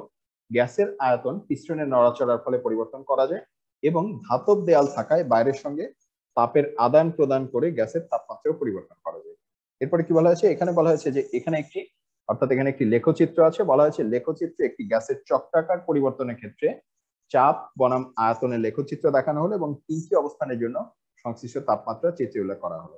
এখানে দেখো, এখানে যথারীতি আমাদের নির্দেশক চিত্রে যেটি থাকার কথা, এক্স অক্ষে আছে হচ্ছে আয়তন ভি, ওয়াই অক্ষে চাপ পি, এবং এখানে কিন্তু বলা হয়েছে চক্রাকার পরিবর্তন, অর্থাৎ এই যে এখানে কিছু তীর চিহ্ন আছে, এই যে এই চক্রটি এখান থেকে এদিকে গিয়েছে, এখান থেকে এদিকে গিয়েছে, এখান থেকে আবার এদিকে এসছে। ঠিক আছে, এরপরে বলা হয়েছে হচ্ছে T1, এই যে, এবং একটি তাপমাত্রা তোমাদের এখানে চিহ্নিত করে দেওয়া আছে, সেটি হচ্ছে T3। যেহেতু চক্রের একটি অংশ হচ্ছে T3, এই চক্রের নির্দেশনা দেখলেই আমরা কিন্তু টের পাবো বা আমরা হিসাব করতে পারবো যে এই চক্রের কোন অংশটি T1 এবং কোন অংশটি T2। তাহলে এখান থেকে আমরা হচ্ছে T1 থেকে T2 অংশে কাজ কত, আমরা প্রথমে আগে নির্ণয় করব যে T1 কোন বিন্দুটি T1 এবং কোন বিন্দুটি T2 নির্দেশ করছে। তারপরে সেই অংশটি আমরা আজকে ক্লাসে কিন্তু বিস্তারিত আলোচনা করেছি যে আমরা কিভাবে গ্রাফ থেকে চিনতে পারবো যে একটি প্রক্রিয়া কি সমচাপ প্রক্রিয়া নাকি সম আয়তন প্রক্রিয়া, সমষ্ণ প্রক্রিয়া নাকি রুদ্ধতাপীয় প্রক্রিয়া, এবং প্রত্যেক ক্ষেত্রে আমরা কিন্তু কাজ কিভাবে নির্ণয় করব বা কোন ক্ষেত্রে কাজের পরিমাণ কত হবে সেটি দেখেছি। তাহলে আজকের এই ক্লাসটি তোমরা যদি মনোযোগ দিয়ে করে থাকো, মনোযোগ দিয়ে অংশ নিয়ে থাকো, সেখান থেকে তোমরা কিন্তু এরপরে যা যা করতে হবে এই কাজগুলো এবং গৃহীত তাপের পরিমাণ নির্ণয় করতে পারবে, অভ্যন্তরীণ শক্তির পরিবর্তন নির্ণয় করতে পারবে, T2 থেকে T3 পরিবর্তনের ক্ষেত্রেও একই জিনিস নির্ণয় করতে পারবে। ঠিক আছে? তাহলে প্রিয় শিক্ষার্থীরা, আমরা আমাদের আজকের এই ক্লাসটি, আমাদের অনেক সুদীর্ঘ একটি ক্লাস হয়ে গিয়েছে, আমাদের আজকের ক্লাসটি আমরা একদম শেষ পর্যায়ে চলে এসেছি। এখানে প্রথমেই দুঃখিত, একদমই শেষ অংশে তোমাদের আবার মনে করিয়ে দিতে চাই যে তোমাদের প্রকৃত বন্ধু হবে এমন যে তোমাকে প্রয়োজনের সময় সাহায্য করে। এই যে এখানে দেখো, এখানে এটি হচ্ছে তোমার প্রকৃত বন্ধু। প্রকৃত বন্ধু অবশ্যই তোমাকে এই যে তোমার প্রয়োজনের সময় তোমাকে সাহায্য করছে। কোথায় সাহায্য করছে? পরীক্ষার হলে। এখন তো তোমাদের পরীক্ষার হল নেই, এখন হচ্ছে তোমার প্রকৃত বন্ধু অবশ্যই তোমাকে অ্যাসাইনমেন্ট সাহায্য করবে। কিন্তু কিভাবে সাহায্য করবে? প্রকৃত পরামর্শ দিয়ে। প্রকৃত বন্ধু অবশ্যই তোমার অ্যাসাইনমেন্ট করে দেবে না। প্রকৃত বন্ধু তোমাকে বলবে যে নিজের অ্যাসাইনমেন্ট নিজে করো বা নিজের অ্যাসাইনমেন্ট নিজে হিসাব করো। তাহলে প্রিয় শিক্ষার্থীরা, যে কথাটি আমাদের এই অনলাইন ক্লাসের প্রথম অংশেও বলে এসেছিলাম সেটি তোমাদের আবার একটু মনে করিয়ে দেই। তোমাদের এই অ্যাসাইনমেন্টটি কিন্তু তোমরা কিছু শিখলে কিনা সেটি জানার একটি উপায়। এক্ষেত্রে অবশ্যই তোমাদের প্রত্যেকে নিজের কাজটি নিজে করতে হবে। ঠিক আছে? তুমি চাইলে আজকে ফাঁকি দিতেই পারো, কিন্তু সেই ফাঁকিটি দিলে কিন্তু নিজেকেই ফাঁকি দেওয়া হবে। তুমি যদি আজকে নিজে অ্যাসাইনমেন্টটি নিজে না করো, হিসাবটি নিজে না করো, এই যে এতক্ষণ আমরা ক্লাসে যেটুকু বোঝানোর চেষ্টা করলাম, এই ব্যাপারগুলো তোমার কিন্তু শেখা হবে না। এই ব্যাপারগুলো যদি তোমার শেখা না হয়, এই শিক্ষাটি কিন্তু তোমার হয়তো জীবনের পরবর্তী কোনো একটি ধাপে কাজে লাগবে, হয়তো ভর্তি পরীক্ষার সময় কাজে লাগবে, হয়তো এইচএসসি পরীক্ষার সময় কাজে লাগবে, হয়তো কোনো একটি বাস্তব সমস্যার সমাধান করতে গিয়ে কাজে লাগবে। জীবনের কোনো না কোনো একটি অংশে এসে তোমার কিন্তু এটি কাজে লাগবেই। এখন আজকে যদি তুমি ফাঁকি দাও, সেক্ষেত্রে আজকে হয়তো তুমি পার হয়ে যাবে, কিন্তু পরবর্তীতে যেদিন তোমার এই সংক্রান্ত জ্ঞানটি কাজে লাগবার কথা, সেদিনে গিয়ে তুমি হয়তো আফসোস করবে, আহা ওই দিন যদি শিখে আসতাম, আজকে তো আমার এই দশা হতো না। সেদিন যেন তোমার সেই আফসোসটি করতে না হয়, সে কারণে অবশ্যই নিজের অ্যাসাইনমেন্ট প্রকৃত বন্ধুর পরামর্শ অনুসারে নিজে নিজে করো। এখানে আরেকটি কথা বলে রাখা ভালো, যে আমরা এখন একটি কোভিড পরিস্থিতি পার করছি, আমরা এখন একটু খুব অস্বাভাবিক একটি পরিস্থিতি পার করছি। যেই ব্যাপারগুলো সরাসরি তোমাদের সাথে ফেস টু ফেস ক্লাসরুমে হওয়ার কথা ছিল, এই কোভিড এর আক্রমণের কারণে, এই ভয়াল কোভিড ভাইরাসের কারণে সেটি কিন্তু আমরা কেউই করতে পারছি না। আমরা কেউই আমাদের স্বাভাবিক কাজকর্ম করতে পারছি না। বিকল্প পদ্ধতি হিসাবে আমরা যেহেতু অনলাইনের মাধ্যমে, জুমের মাধ্যমে কিংবা ফেসবুকের মাধ্যমে কিংবা ইউটিউবের মাধ্যমে তোমাদের কাছে লেকচারটি পৌঁছে দেওয়ার চেষ্টা করছি, এখানে ডিজিটাল ডিভাইডের একটি আশঙ্কা রয়েছে। এটি হতেই পারে তোমাদের সবার কাছে হয়তো খুব উন্নত মানের ইন্টারনেট সংযোগ কিংবা ডিভাইস না থাকতেও পারে। যদি না থেকে থাকে, এখানে প্রকৃত বন্ধু মানে কিন্তু শুধুমাত্র একসঙ্গে গলাগলি ধরে বেড়াতে যাওয়া না। প্রকৃত বন্ধু মানে কিন্তু শুধুমাত্র একসাথে বিরিয়ানি খেতে যাওয়া না। প্রকৃত বন্ধু মানে কিন্তু খালি বসে বসে একসাথে গলা ধরে আড্ডা দেয় না। প্রকৃত বন্ধু মানে কাজের সময় আসা। সে কারণে এই যে আমরা অনলাইন লেকচার গুলো তোমাদের কাছে পৌঁছে দেওয়ার চেষ্টা করছি, এখানে যাদের কাছে উচ্চ গতির ইন্টারনেট সুযোগ আছে, যাদের কাছে ভালো ডিভাইস আছে, তারা অবশ্যই এই ক্লাসগুলো তোমার বাকি বন্ধুদের সাথে শেয়ার করবে, সবার সাথে ভাগ করে নেবে। একই ক্লাস সবাই মিলেমিশে দেখে যদি বোঝার চেষ্টা করো, যদি এটা নিয়ে একটু আলাপ আলোচনা করো, নিজেরা যদি একটু বুঝতে চেষ্টা করো, একজন যদি আরেকজনকে একটু বুঝিয়ে দাও, যে বুঝিয়ে দেবে তারও কিন্তু উপকার হবে, তারও কনসেপ্টটি আরো ক্লিয়ার হবে। ঠিক আছে? জ্ঞানকে কখনো নিজের কাছে ধরে রাখতে নেই, এটিকে শেয়ার করতে হয়, এটি সবার সাথে ভাগ করতে হয়।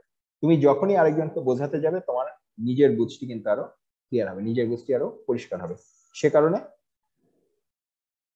অবশ্যই তোমরা বন্ধু বান্ধব সবাই মিলে এই লেকচার গুলো শেয়ার করবে, কিন্তু অ্যাসাইনমেন্ট কিন্তু শেয়ার করা যাবে না। ঠিক আছে? অ্যাসাইনমেন্ট যার যার তার নিজের অ্যাসাইনমেন্ট নিজে করতে হবে, নিজের অ্যাসাইনমেন্ট নিজের হাতে লিখতে হবে। এবং এবারে তোমাদের একটু আগেই তোমরা অ্যাসাইনমেন্টটি দেখেছো, এই অ্যাসাইনমেন্টটি কিন্তু খুব মানে হিসাবপত্র যেটি দেওয়া হয়েছে, সেই হিসাবটি কিন্তু অনেকটা লেখার হিসাব, ঠিক গাণিতিক হিসাব নয়। যেহেতু গাণিতিক হিসাব নয়, তার মানে এখানে কিন্তু ভাষাগতভাবে তুমি যখন একটা লেখা লিখবে, প্রত্যেকের সাথে প্রত্যেকের কিন্তু ভাষাগত কিছু পার্থক্য হবে। তো এখানে যদি আমরা পরপর টানা অনেকগুলো খাতা একই রকম পাই বা অনেকগুলো অ্যাসাইনমেন্ট যদি হুবহু একই রকম পাই দাঁড়ি কমা সেমিকোলন সহ, নির্দেশনা অনুসারে আমরা কিন্তু সেই অ্যাসাইনমেন্ট গুলো বাতিল করে দিব। ঠিক আছে, সে কারণে খামাখা একই কষ্ট দুইবার করার চেয়ে পরে যেটা শিখতেই হবে, যদি বাতিল হয়ে যায় তোমাকে কিন্তু আবার ওই অ্যাসাইনমেন্ট আবার করে আবার জমা দিতেই হবে। ঠিক আছে, সে কারণে একই খাটনি দুইবার খাটনি করার চাইতে প্রথমবারেই ঠিক মতো করো, প্রথমবারেই পড়ে শুনে করো, প্রথমবারেই শিখে করো, জেনে করো, বুঝে করো। এই যে এখন যদি কষ্ট করে এই জানা বোঝাটি শেষ করো, তোমার কিন্তু এই অংশটি শেখা হয়ে যাবে। ঠিক আছে, তাহলে প্রিয় শিক্ষার্থীরা, আমাদের এই ক্লাসটি আমরা এখানে শেষ করছি। পরবর্তী ক্লাসের আগ পর্যন্ত সবাই সুস্থ থাকো, নিরাপদে থাকো এবং অবশ্যই স্বাস্থ্যবিধি মেনে চলে এই ভয়াবহ কোভিড ভাইরাসের হাত থেকে নিজে নিরাপদে থাকো এবং পরিবার সহ অন্য সকলকে নিরাপদে রাখো।